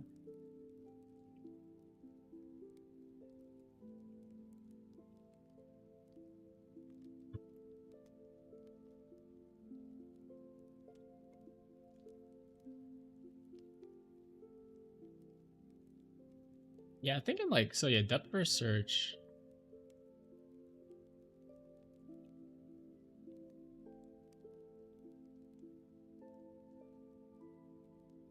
We need a res array because that would be the result that we're appending to.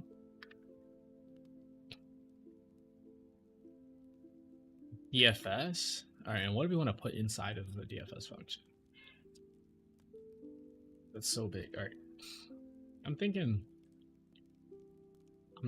like, well, I obviously need a path because that's where the current path we're on. So we're gonna start off at 0, and it's gonna of course go to 1. It's gonna go to 1 and see its neighbor is 3, and then it's gonna go to 3 and see its neighbor is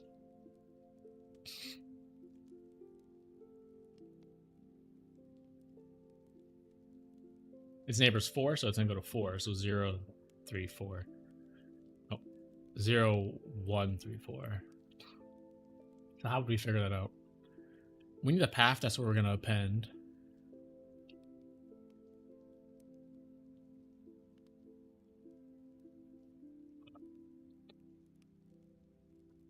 What information do we need? So if we start off at 0, we want to explore the first one first. Is it like some type of index? Like, I'm gonna call it start for now.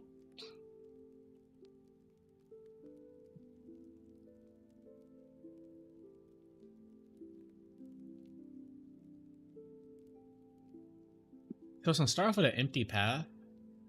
Start off at 0, and then we should explore. We should go to 4 first, 'cause that's the first one. We'll see that 4 is the end, so we're gonna append that to our path. Append it to res, then return. And then we should go to the next one. I'm not sure if we need to start just yet, but I'm just gonna make my base case, so I'm gonna say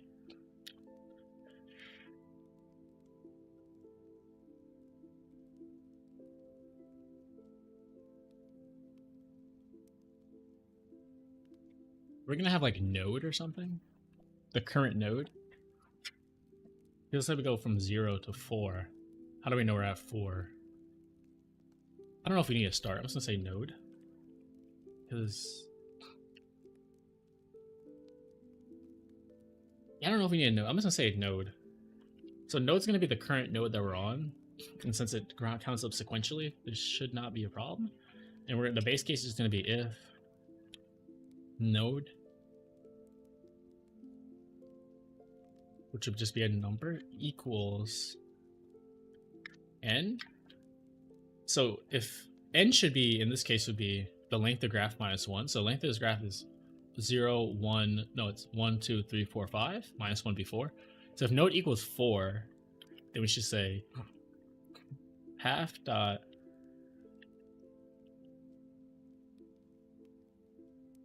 now I should just do like res dot append path, something like this. That's our base case.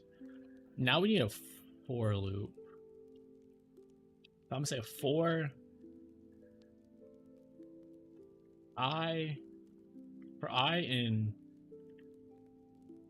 I'm debating, do we need to start? I don't know. For I in range length of graph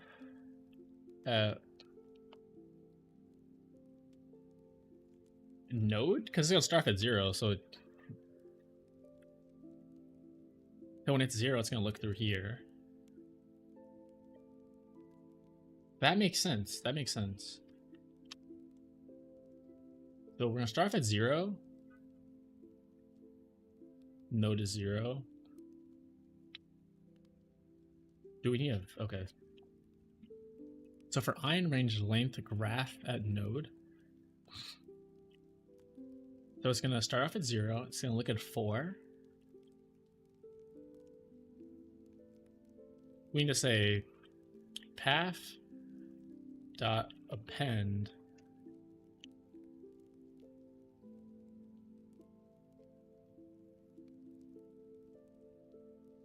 graph of I. You know, graph of node I. Because we should only be looking in the 0 index. So first it would append 4, and then we should go EFS with the path, and the node will have to, it's not, every path is not going to be sequential, so we can't just do it like node plus 1. We have to just say whatever this is. Like in this case, that's 4. And then we should pop, because like, I'm gonna have to trace this, I'm not too sure.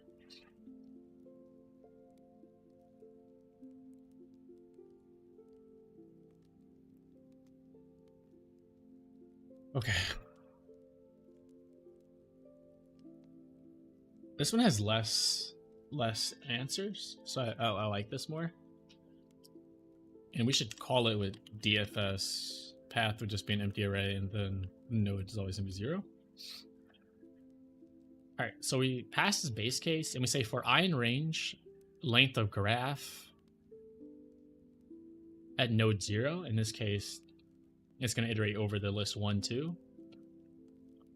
We're gonna append the first one at I0, so that'll be 1, and we explore that path. It's gonna do the same thing to 1. It's gonna append to 3. Explore that path.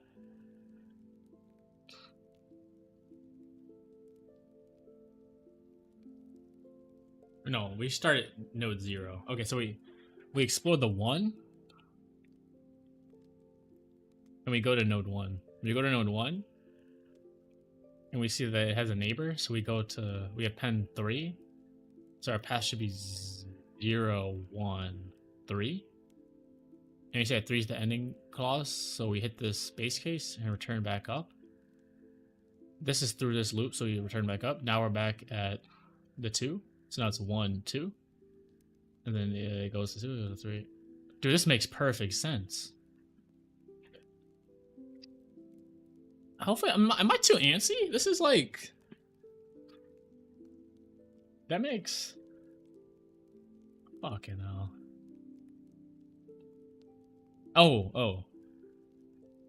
Because they all start at 0.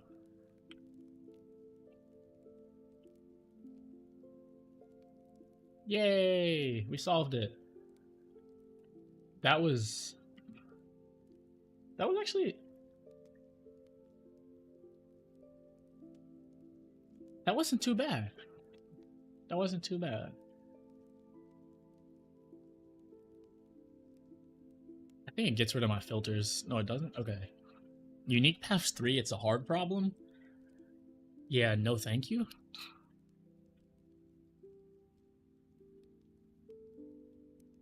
I'm actually really happy with how that came out. I actually got that right. I gotta blow my nose.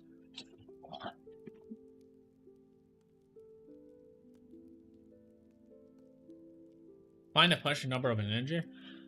Given a punishment n, return the punishment number n. The punishment number n is defined as the sum of all squares of an integer I such that I is less than or equal to 1. Well, yeah, I is greater than or equal to 1 and less than or equal to n. The decimal representation of I times I can be partitioned into continuous substrings such that the sum of the integer values of the substring equals to 1. Yo, kill me. What are we talking about? Input n equals 10.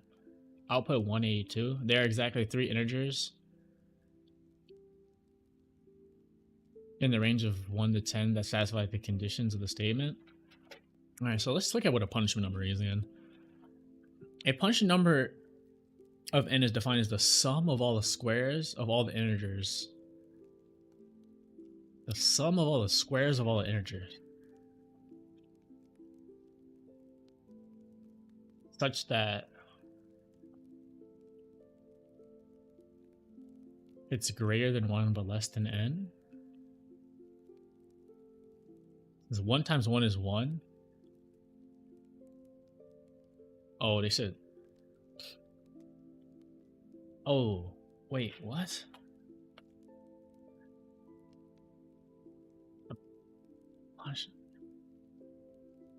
The punishment number is defined...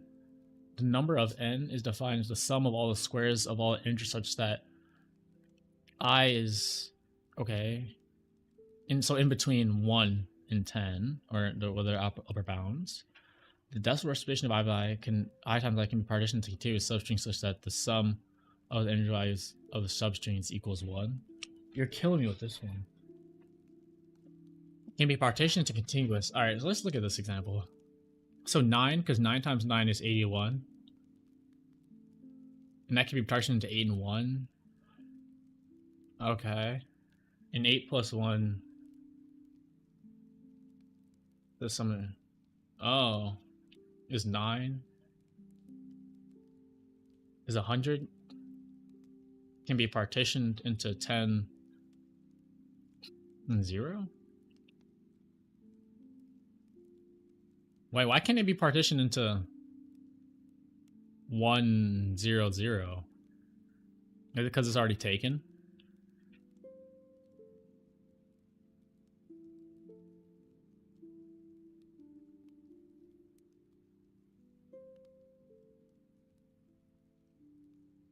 What?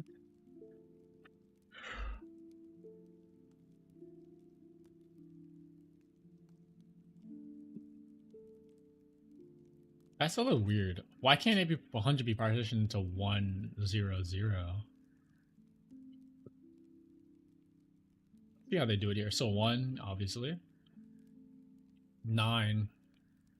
Yeah, obviously. 10. Because 10 and 0. You have to look at all the combinations that you can, like, do. 36, because 36 times 36 is 1296. And 1296 can be partitioned into 1 plus 29 plus 6. Yo, you're killing me, dude.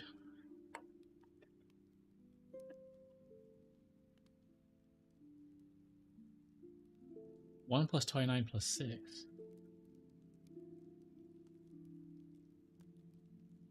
How are you supposed to know where to partition it, though?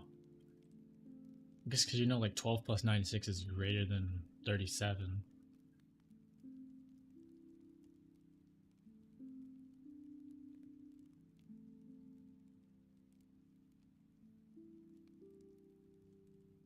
Can't you partition it as 1 plus 2 plus 9 plus 6?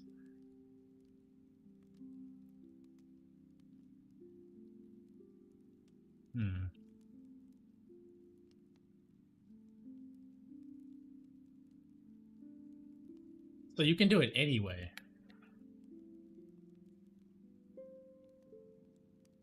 So there's no, like, rhyme or reason to how this is partitioned. It could be 1 plus 2 plus 9 plus 6, no?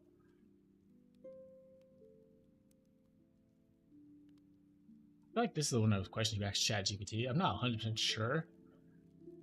The decimal repetition of I times I can be partitioned into continuous substrings, such as the sum of the integer values. Wait, I'm gonna ask, like, GPT. I'm not gonna ask it to give me an answer. I just want to clarify something before I start. Don't know shit.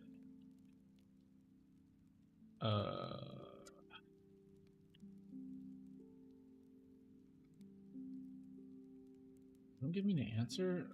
What?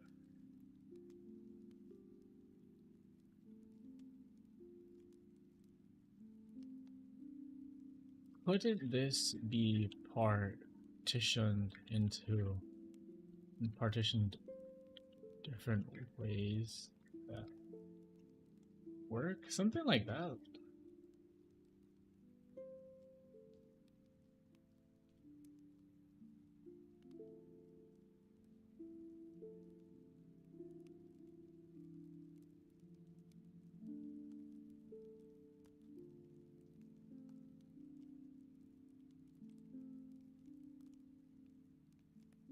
Wait.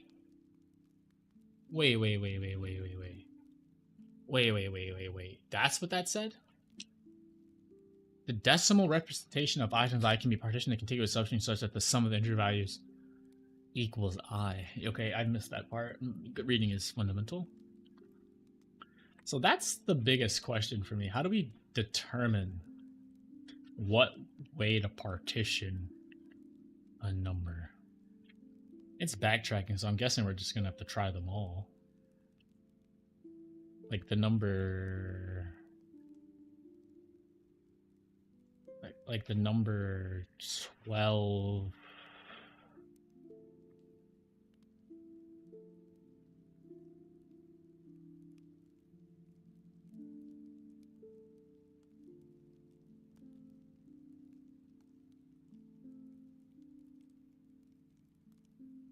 The number 1296? I don't know why I wrote that there. So the number 1296 can be partitioned into 12 plus 9 plus 6, which equals 27. Or it could be partitioned into 1 plus 2 plus 96, which is 99. And there's like 1296.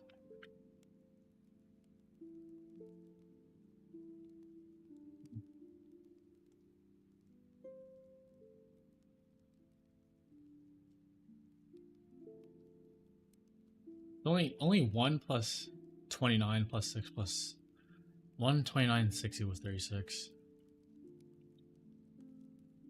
So we have to do some type of backtracking function. So like take 1. And I think we're gonna have to prune. I guess the pruning would be if we ever equal above the number we're looking for, just back out. Whew, this is convoluted.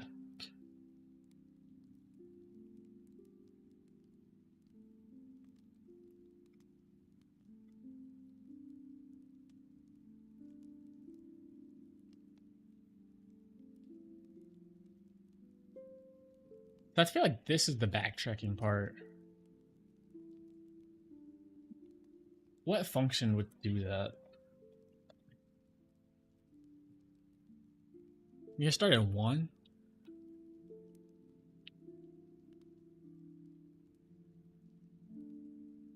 How do you check all partitions of a number? So we can grab 1. I think you should start with like 1 plus 2 plus 9 plus 6, 18. That's not it, sorry, we should try.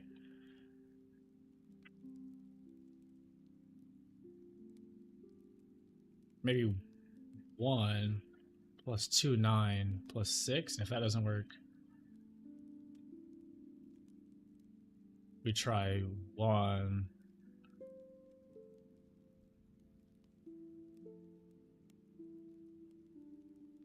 plus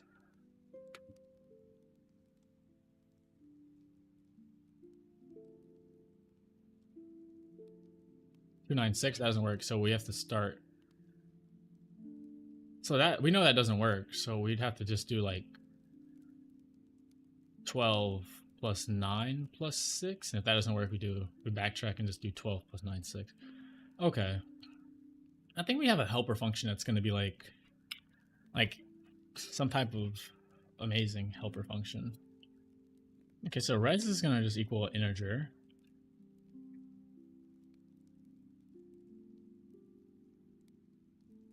Helper and is going to just take in a number. And it's going to partition it a bunch of times. I don't know. I'm not going to worry about that right now. Let's put like code. Okay. Our DFS function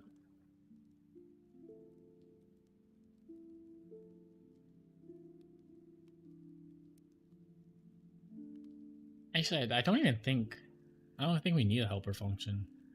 I'm pretty sure we just need like a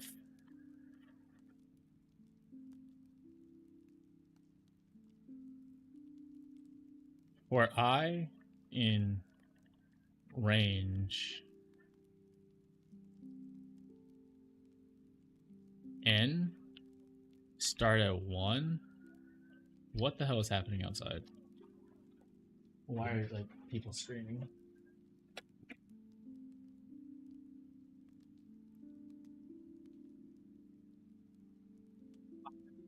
Blue.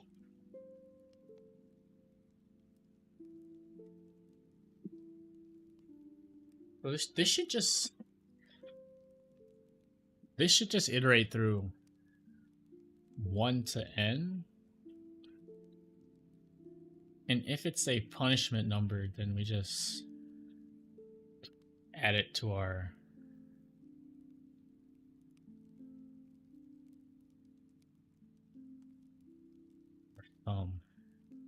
so this is going to be DFS.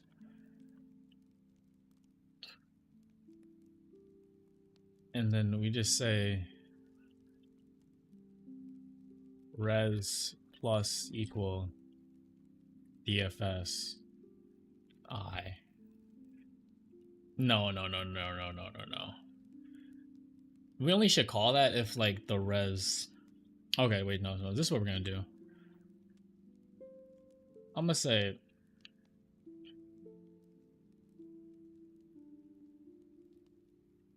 square as like SQ for square. So like square equals N I times I. So, and then we say if square is less than N, less than or equal to?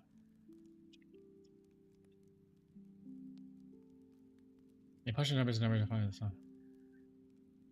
This partial number is of N is defined as the sum of all the squares of N. Just that.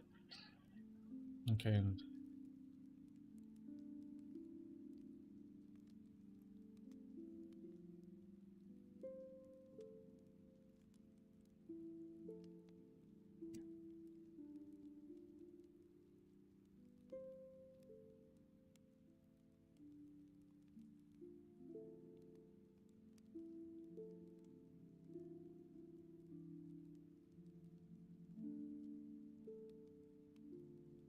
Okay, so if square is less than,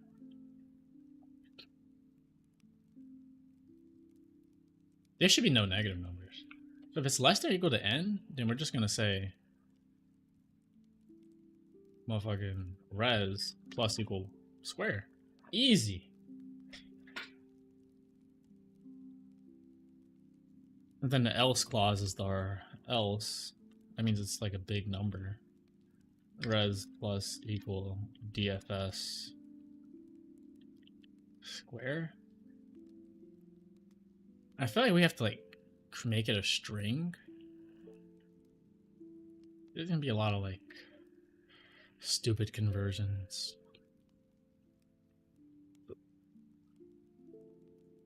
Return res. Okay, that's good.